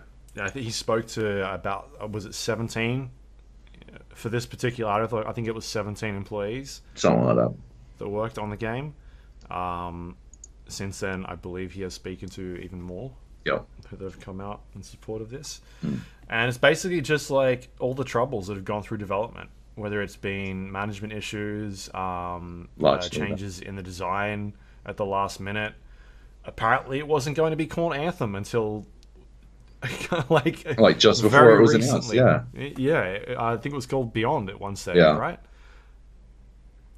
But then that David Cage game ruined the name Beyond forever, so they couldn't go with that. They had to call it something else. Right. Yeah. What did you kind of take away from this whole thing? Anthem was sort of doomed to fail from the get-go, I guess. I mean, it shouldn't come as a surprise that it felt as hollow as it did. That's one of the crazy things about the preview experience, I guess, is that it is based on this idea that this is just a slice. This is just a touch, a bit of what you're going to play. And it turns out it was actually most of what we were going to play. And reading this big article from Kotaku, you can go to Kotaku and have a look at it. It is awesome. Really, really good reporting. For all the people who are like, oh, games journalism is nothing. Regardless of what you think of Kotaku, this is journalism about video games. There is no question. And also, regardless of what you think about Kotaku, this is good. Fuck off. Anyway, this is fantastic reporting, and it is about, I think it's about something people were really genuinely interested in. This idea of how did they go so wrong? It seems like, they were always doomed to fail. Mm-hmm. It's not like some EA thing from up the top. I mean, certainly the Frostbite engine stuff didn't do anyone any favors at all. The only people who seem to be comfortable with Frostbite engine are DICE. Yeah.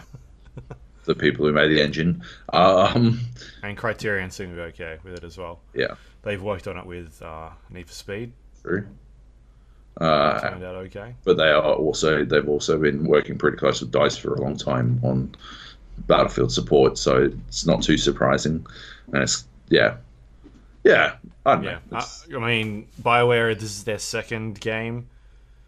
Yeah, Well, I mean, back to back, that's been not well received. but it's also the Uh, second game on fire on Frostbite that yeah, they have had major developmental struggles with, sure. which is it's a bit of a trend. I mean, I understand why you'd want them to just use the one fucking engine, right? Like, as a company, they get away with like they get to keep all the licensing fees and all that kind of stuff. But Yeah, if this is the cost, fucking hell, just license Epic shit. yeah. That's got to Go be back to that. yeah, fucking hell. Yeah. License I mean, Unity there's a if lot you of have stuff to. in there Fucking about hell. talking about processes in certain areas of development that is much easier on things like Unreal Yeah, Engine. yeah. Yeah, just talking about how difficult that is. So yeah, that was an issue. EA, I think it was EA that put out a statement, or was it BioWare? It's BioWare, and it was It was in response to this, but before the article had been put out. no, it came out like a minute after it went live, Right. just to clarify the timeline. But that clearly indicates that there's no way that it was written post article After. publish, Yeah. because there's no way that they could have read it in that time. It's fucking 5,000 words or some shit. Yeah. It took me. Jason, I believe, tried to get a statement from them. Yeah. And maybe they did read it, or maybe he gave it to them early. Nah, he Probably wouldn't have, not. it wouldn't have given it to them. Yeah, probably not. But like, he definitely contacted them and asked them for a statement. They said no, and then they put out an article saying that basically we're game developers and we're trying to, put out games because we love people, Yeah, and people make games, so don't get upset with them. Just that same old argument. they also tried to describe like Jason as this enemy of game development and stuff, and it was just a garbage fucking tack to take, really. Trying to find if I can find the statement from Bio. Here it is. There's this particular line that is, we don't see value in tearing down one another or another's work. We don't believe articles that do that are making our industry and craft better.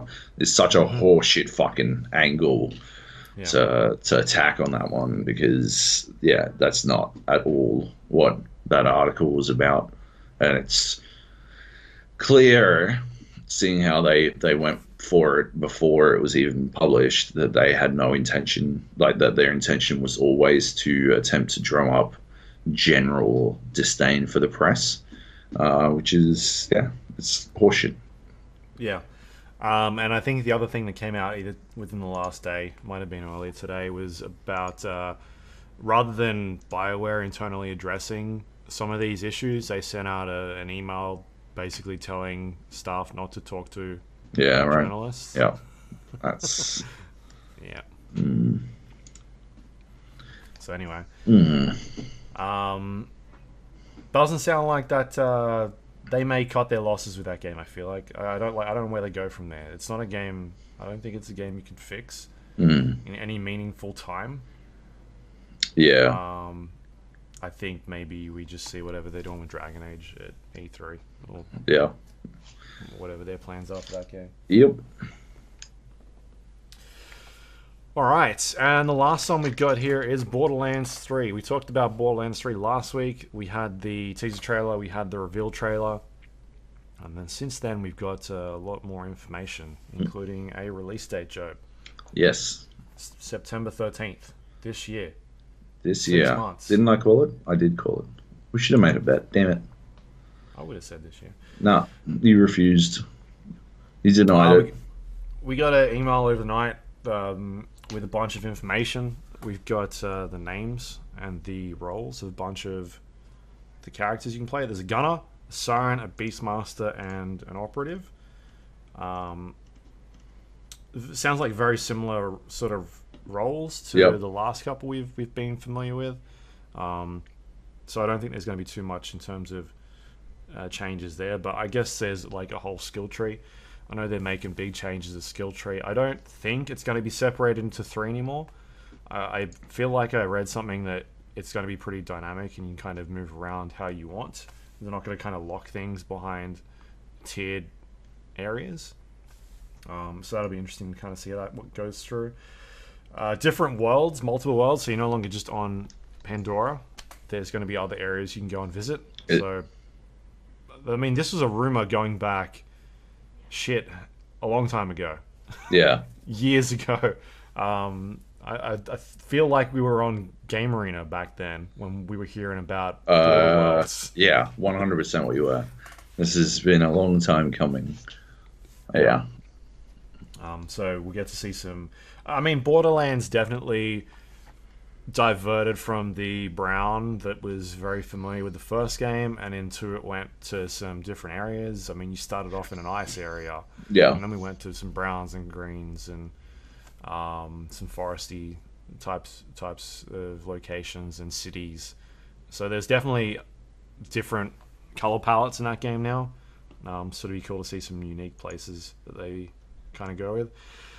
They're changing the way co-op works. There's going to be a level syncing system where it'll scale depending on who's in the game and what level they are. So very similar to games we're seeing these days with Division 2 is a recent one, where if someone is a certain level, the enemies and what's around you should scale to something that is suitable for everybody to play against. So that's cool. It means that when Joab goes on holidays for a week and then comes back, he'll be able to play with it still. Yay! Maybe. The other thing they're changing is it'll be instance loot for the main mode, which means that you're no longer opening chests or getting drops from players, and it's everybody running to grab whatever purple has dropped out of it. It'll now all be instance, so let's go with that, all right? There's not a second mode that you're aware of, is there? There is. PlayStation. Damn it! PlayStation blog. Yeah, I know. You were so fucking hoping it'd piss in my cornflakes, and it did when I read it this morning. I'm like, fuck this shit. I'm gonna fucking, if I ever see Randy fucking Pitchfork, I'm gonna fucking get into him about this shit. You cannot do this to me. But no, yeah. According to the PlayStation blog, if you prefer to play with classic Borderlands 2 co-op rules, where loot is shared, you can choose to do so. And when playing with me, that will be mandatory. Oh, we're not playing with you then. You'll be having fun playing by yourself. You don't have to worry about level scaling then. I'll be playing with randoms, and I'll steal all their shit. I don't give a fuck. Steal all their shit. Yep. What else we got here that I can talk about? Anything that interested you at all for this announcement? That was the main one that had me fucking bugging out. I'm fucking amped. I can't wait. I'm so excited. I mean, yeah, Borderlands is the original loot shooter, and I'm down. Yeah, it's interesting. It'll be very, very interesting to see how it goes.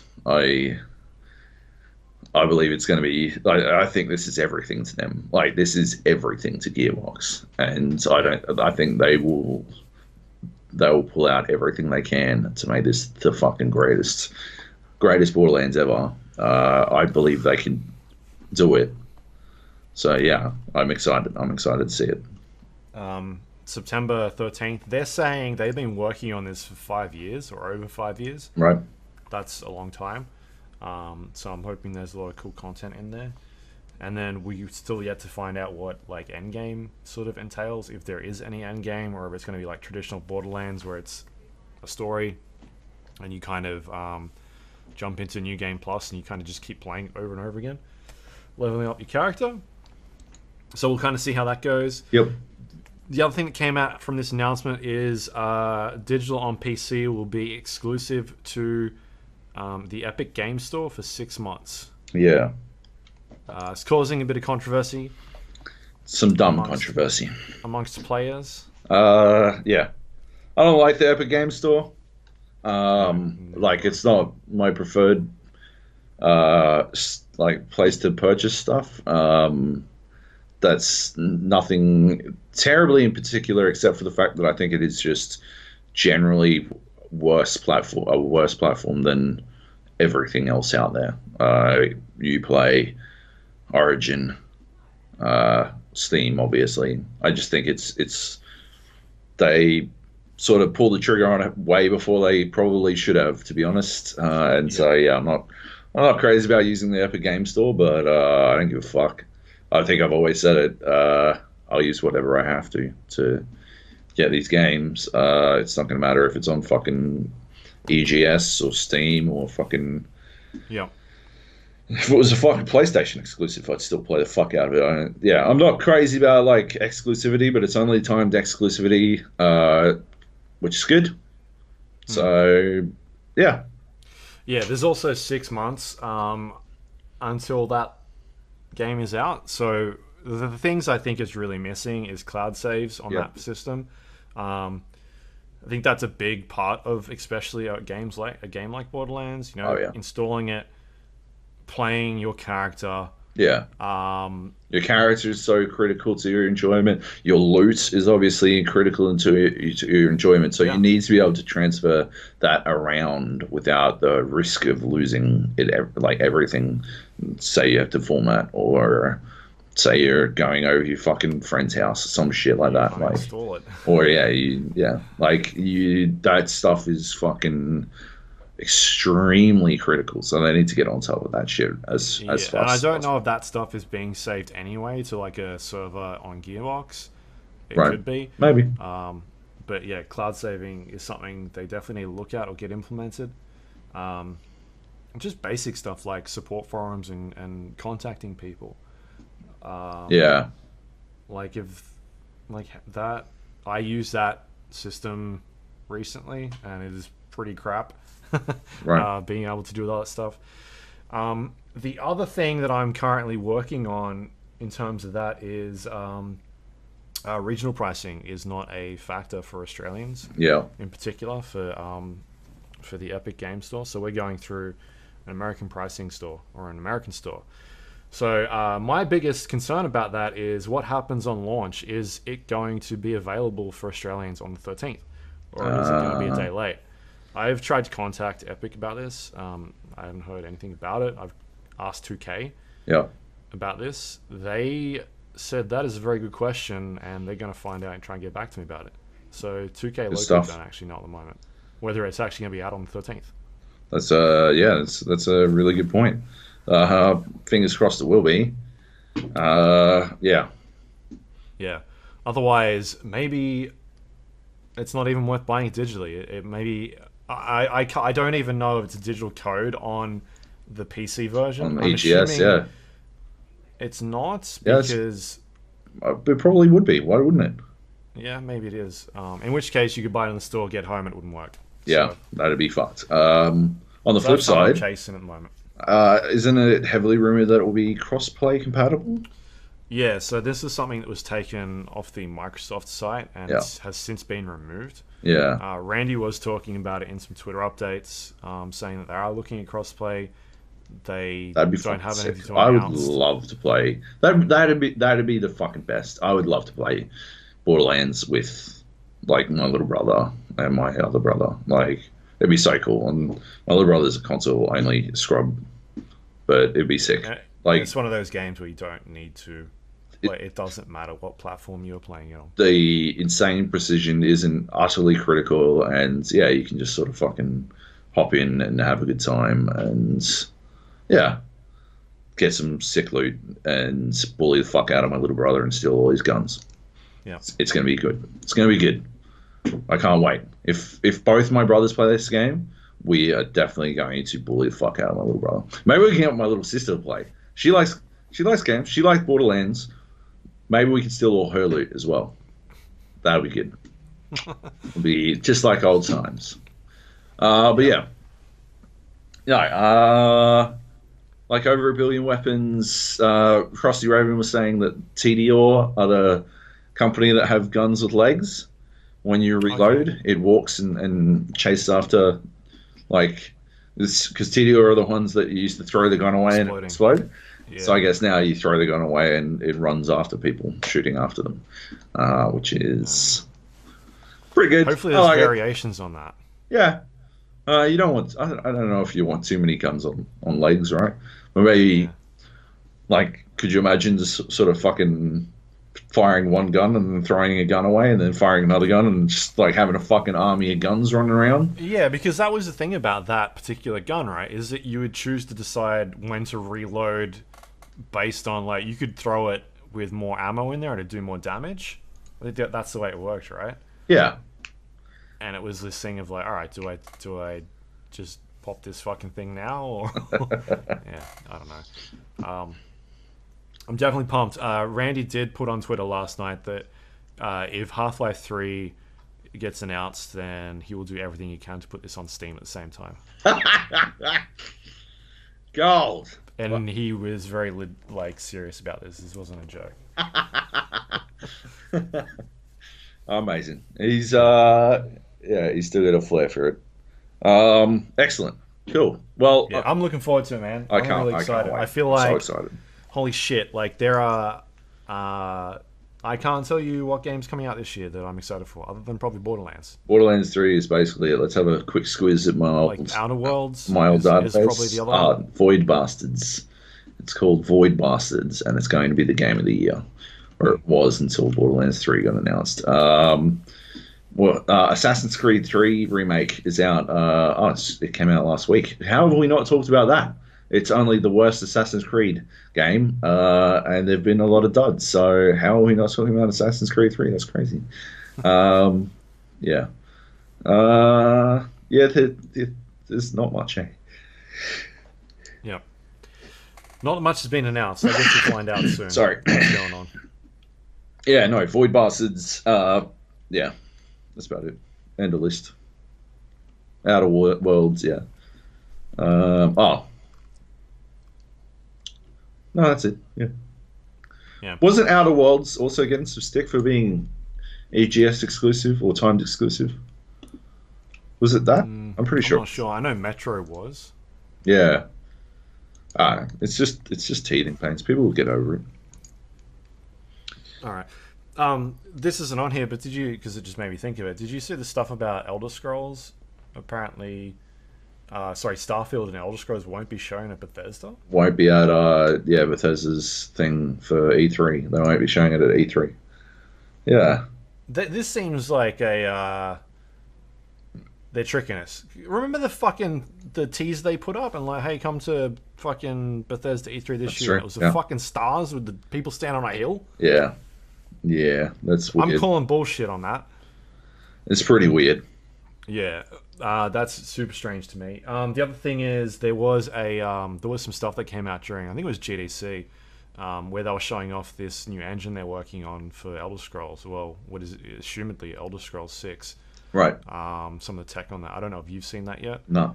I'll have to look it up. I have a feeling we may see that tonight. Some of that. Okay. Cool.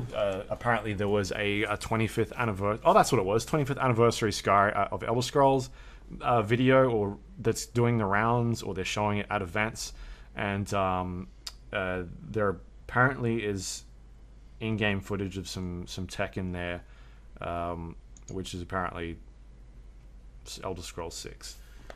You can go find it on YouTube if you want to look it up. There's definitely plenty of videos there, but it looks pretty.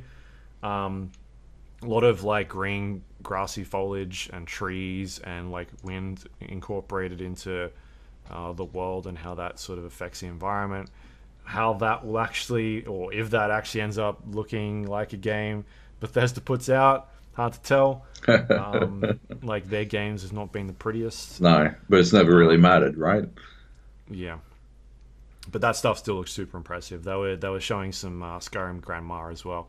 They got her up to do some mocap for the game and facial stuff, so she'll be in the game as well. Which is, you can't be down on Skyrim Grandma, Joab. I don't know who it is, but she was everywhere, and it seemed really weird to me how everywhere she was. It's gonna be you in like fucking 40 years. Probably not gonna be a grandma. You're gonna be like, back in my day, these fucking Dark Souls games didn't have easy mode. Fucking back in my day, if they wanted to make it fucking difficult, they'd chuck on some extra fucking phases to a boss fight. Now no boss fights have any phases. Actually, by the time I'm that old, fucking Dark Souls boss fights are gonna be fucking 60 fucking phases long. It's just gonna be like, you have to take out a fucking second job just to fucking get through half the phases. That's some the shit. game. You know Just what I one mean? Like, boss. yeah, well, gotta clock in and take down 6 phases of this fucking boss today. See how I go. Fucking good God. Yeah. Yep. That's the show. That's all we got. Wrap things up. Let's see. Oh, questions. Any questions? We're gonna do questions. I have not looked. My blinking Discord thing says I've got someone directly addressing me in the questions. So let's have a squiz. No, that's not it. All right. Johnny Bravo writes, "Hey guys, what's with people making a big deal about Epic exclusives? Oh my god, why do we always do this? No one cares when a game is a Steam exclusive. When Streets launched the Golden Gate on ice cream in a tub, it was launched exclusively by Coles. You know what people did? They went to Coles. I feel people are losing their shit more about games like Borderlands 3 being an Epic exclusive than RDR2 not launching on PC at all, which could be the next step if people don't calm the fuck down. I'm all for competition, which I get exclusivity doesn't promote, but I feel this is Epic getting its foot in the door to be able to fight toe-to-toe with Steam in the long run. First of all, love a good food analogy, and that is a great food analogy, JB. I used to buy buckets of that shit all the time. Fuck yeah. That was the good shit. I mean, my wife got me a jar, like a fucking tin of the Golden Gate time crumb. Yeah, so do I. I've so fucking good. Because they did a pop-up store out in Sydney. Yeah. And so everybody went mental for the fucking crumbs. And I used to buy just ice cream. Yeah. And just put that shit on top. Well, we got the unicorn one, the rainbow one. That was awesome. It was like marshmallows and shit. And we got the bacon one, and it was fucking disgusting. And we got regular. But anyway, so I'm not seeing a question. Why? What's with people making a big deal about Epic exclusive? I guess that's the question, JB. But I'm meeting you more than halfway on this one. We did sort of answer it in the last section, so perhaps if you would take into account the fact that we're going to, answer these things already. I think the other thing for me is security was a big deal. Right, yeah. Oh yeah, because I kept getting hacked, right? Like I got hacked 4 billion times. Yeah, my account got hacked a bunch until eventually they added 2-factor authentication. Yep. And even past that point, when I did add it, I was still getting emails 4 or 5 times a day saying, "Hey, someone's tried to access your account." I'm like, I don't care anymore. Yeah. The only thing that's on there is fucking Fortnite. Yeah. I think I had like the Unreal beta or something as well, but I didn't give a fuck. Security is a good one, but they're getting to a point where it's fixed. They definitely have some ways to go. Like, there are concerns, right? It is still under debate as a store, but they got plenty of time. And at the end of the day, like, man, as much as I want all my games on Steam, I said this before, I don't buy a lot of games on Steam anymore. I buy them elsewhere because it's cheaper most of the time. But also, like, publishers are doing their own thing these days. Everybody's got their own storefront. Yeah. I mean, I feel like there is going to be a time where you can't buy any AAA games on Steam. They're all going to be on their own platforms. Yeah. And that's the way they're going to do it. And we're just going to have to live with it, unfortunately. I don't like it that way. I'd rather have everything. I don't want to have to fucking remember 400 passwords for all these different things and have all these launches, what game's on what. It's a giant pain, but it's just something we have to deal with. It is, and I don't think it's like back in the day when everybody had Foxtel or Optus or what was it, Galaxy, I think was the first one. And then, I don't need to buy any of this shit anymore, and so I'll just get one of those. And you spend like $150 a month for Foxtel. And then Netflix came along, and then it's like, I can just spend $15 a month on this. And now we're at the point where you can't have Netflix. You've got to have like 6-7 different streaming services because they're all doing their own thing. Hulu, HBO, Netflix, Disney's whatever the fuck, Disney Plus or whatever the fuck it is, Apple Plus now, some shit. And so now it costs you $150 anyway a month because you've got 15 different streaming services, and Disney's got one coming out. You have to buy that because it's got Star Wars on it. Oh my god, like, Yeah. It's not quite. It's not quite the same because each one of those you got to fucking subscribe to. Whereas Netflix, when Netflix was the only one, you just had to subscribe to Netflix. So the value proposition for each of them has dramatically reduced because now you're paying fucking. You used to pay fucking $12 a month, and now you're paying fucking $50 a month, so you can be subscribed to all this shit. Or you've found some other way to acquire TV shows that somehow circumvents all of these hassles. I'm not sure what that would be. And I would never directly describe it. But yo-ho, some sort of something's life for me. I'm not sure. Anyway, yeah, that's not the same for games, right? Because you're not subscribing to Steam, you're not subscribing to EGS or Origin or Uplay or anything like that. You are still just making one-time purchases, so your one-time purchase directly translates into you getting the game. It's not like the value proposition for any of these particular things has necessarily, like, games going exclusive to EGS doesn't lower the value proposition for Steam. Mm-hmm. Steam remains as valuable as it has always been. EGS has a lower value proposition because it is a worse store because it's underbaked. But like Origin used to be fucking dog shit, and now it's fine. It's good enough. Yeah. Right. Like, yeah, that is on that storefront in particular. That's not on anything else. Yeah. So I'm just heading off the Netflix analogy at the pass, I guess. The Activision storefront. Oh yeah, Activision Blizzard. Yeah. I like that one. Yep. I like. Helps that they've only got 7 games, so. Yeah, but I like the fact that they can put an update out or a game out, and I can be like, I don't have to download the whole thing. I can download a portion of it and then play it while it's downloading the rest. It's something that was kind of promised on this generation of consoles. It never really it didn't get there in the end. Well, it's because fucking half these games are still downloading the entire fucking game every time they fucking update. Like fucking Fallout 76 is a fucking 100 gig update. Sea of Thieves was updating in the background while we weren't paying attention because we didn't realize we hadn't uninstalled it, and it was doing 80 gig updates every fucking time because they never worked out how to fucking do incremental fucking updates. Holy fuck! Like, I'm glad I'm on unlimited. It's good. It's good for me anyway. Fuck for anyone who isn't. Jesus Christ! Every time you want iTunes update, they're like, download the whole thing. Download the whole thing. You're like, fucking 60 megs. Suck my dick. My currently iTunes for me is, I think, 8 versions behind. I updated it recently just for some podcast stuff, but no, I refuse. Yeah, I refuse. I was gonna say something about the Epic Games Store. Let's see if it comes back to me. I feel like it was about pricing. We were just talking about something. Epic Games Store. Money? Like the value proposition? No? No, I think it's gone. All right. Z-Doctor has a question as well. Let's go. Oh, it's not a question. What? Because I just saw the comment below it. Oh, going to get upset you didn't ask a question. Oh, that's good. Hang on. Just let me read through it. For me, Z-Doctor writes, for me it feels like Epic is pulling these anti-consumer shenanigans in a bid to artificially coerce consumers to their user base.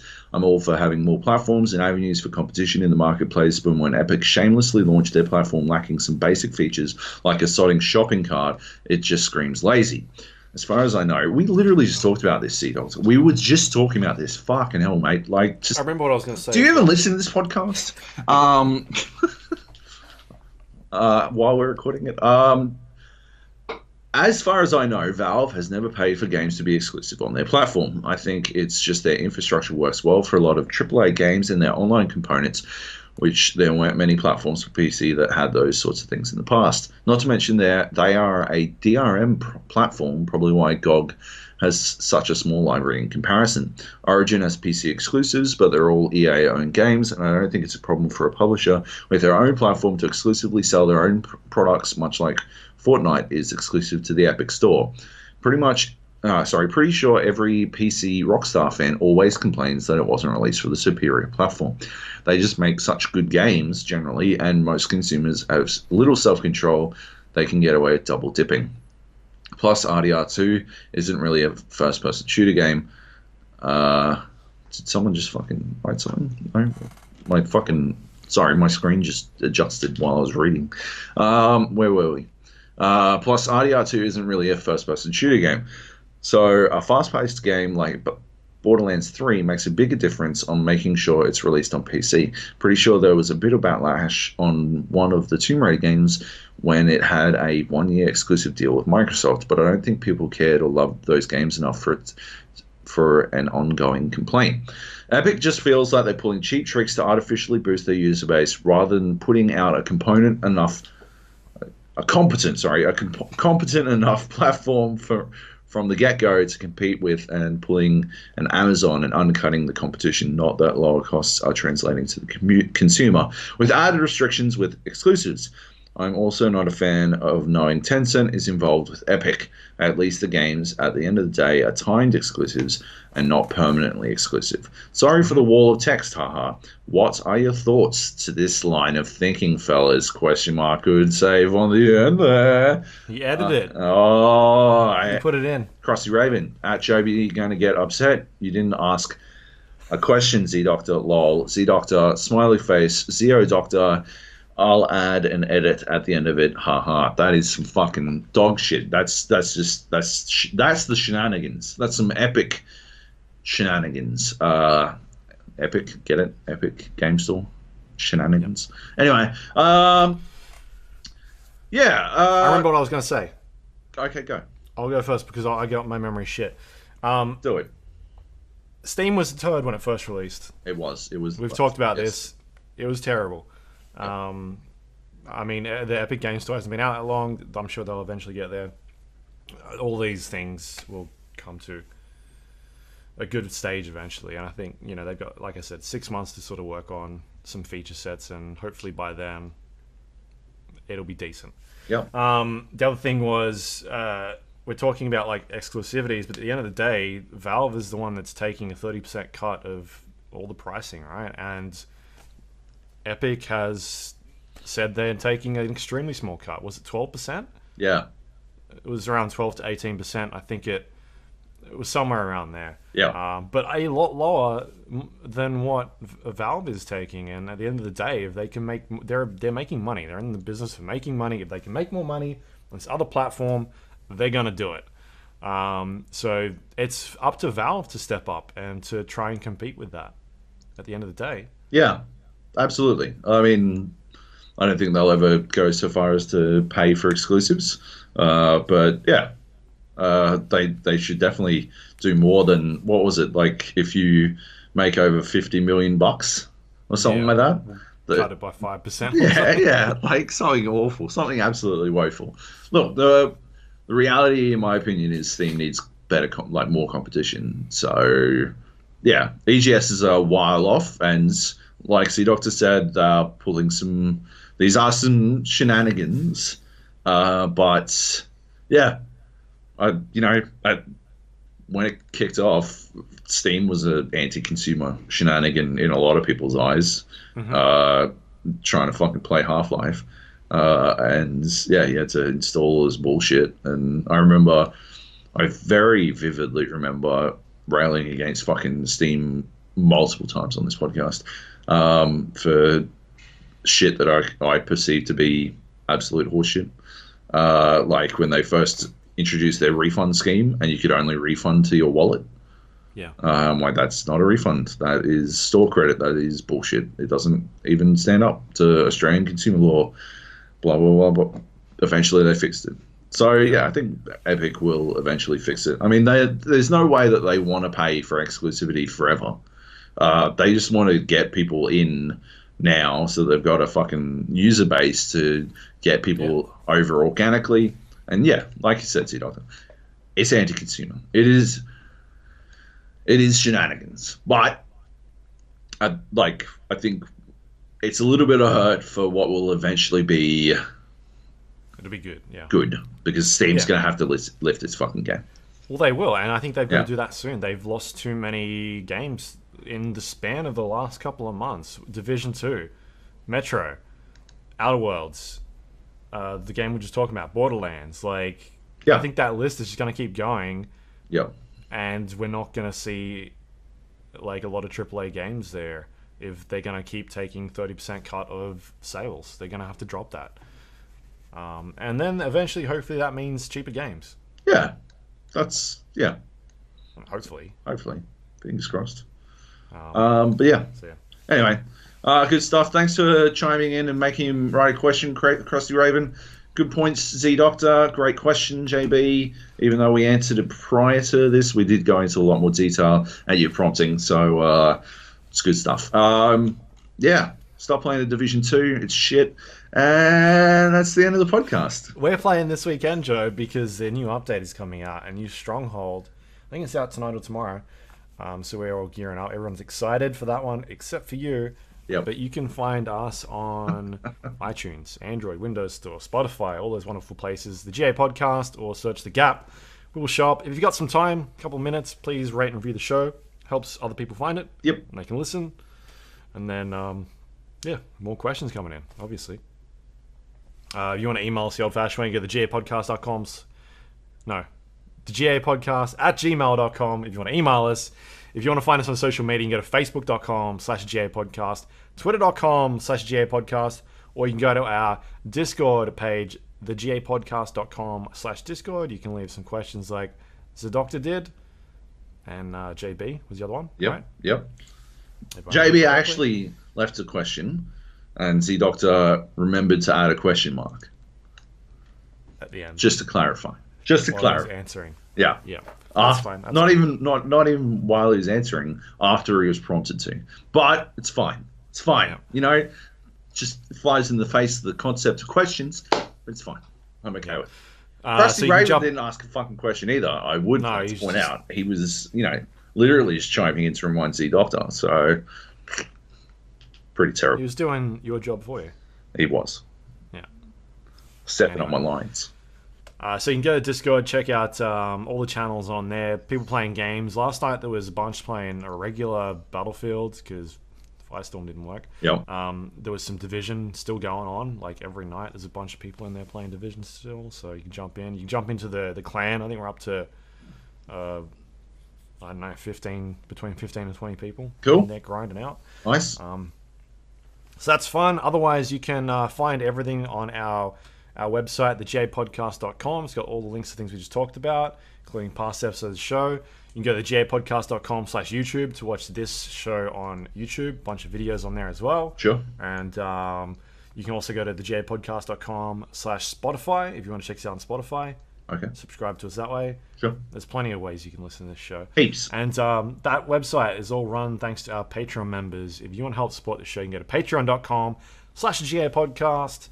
Thank you very much, everyone. You're the best for doing that. I'm trying to fix some problems with the site. It's still getting smashed all the time. Classic. I've been emailing them about how to fix a bunch of things on there, so hopefully we can sort that out. Otherwise, it'll keep crashing until we can find better hosting. Yeah. Yep. But yes, thank you for smashing that site and breaking it all the time for us. Muchly appreciated. It is rad. Yeah. Yep. That's it. You got anything you want to talk about this week that you've been writing about? Yeah. Check out Red Bull. I have a big write-up on Firestorm, why I think it's amazing, and what they need to do to, get people to notice it. So that's on Red Bull. Check out my interview with David Hoey. He is representing Australia at the $1 Million Challenge at WrestleMania this weekend. Did an interview with him. It's an interesting one. How did he get there? Was that through just the video? He also had to complete the $1 Million Tower. Right. So yeah, apparently it was extremely hard. Everything, I've done a bunch of research, and apparently it was fucking tough. You could sort of cheese it, but it was still like a fucking gauntlet of non-stop, really tough wrestling matches, like in game.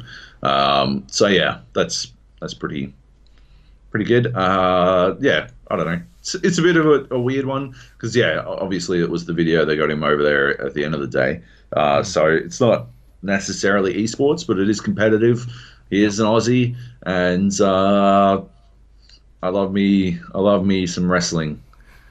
When I think back to the times when I liked wrestling. Yeah, it's all fake. That's why. That's good. Like soccer. Like soccer. Yeah, maybe that can be the episode name. Soccer is fake. Soccer, yeah, that'll be good. What about you, Luke? What do you got? Nothing this week. Super slow. Nothing's going on. Sweet. Yeah, super busy. Went to the movies. Nice. Played some Apex. Tight. Tried to play some Battlefield. I've so much going on. Yeah. But I'm not even publishing it all this week, so there's no point talking about it. Oh, I'm organizing things for things to go to happen. Yep. It's just not this week. Just not happening. Actually, speaking of things that's happening next week, there's a dude on Twitter, Wazminator, Wazminator.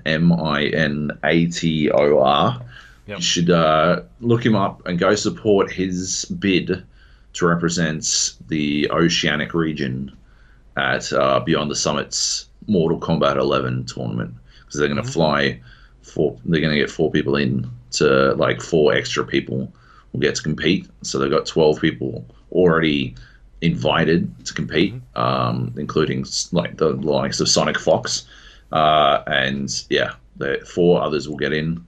It would be awesome if he could be one of them. That'd be fucking epic. The amount of growth, what it would do for the Aussie scene would be spectacular. And he's a great dude.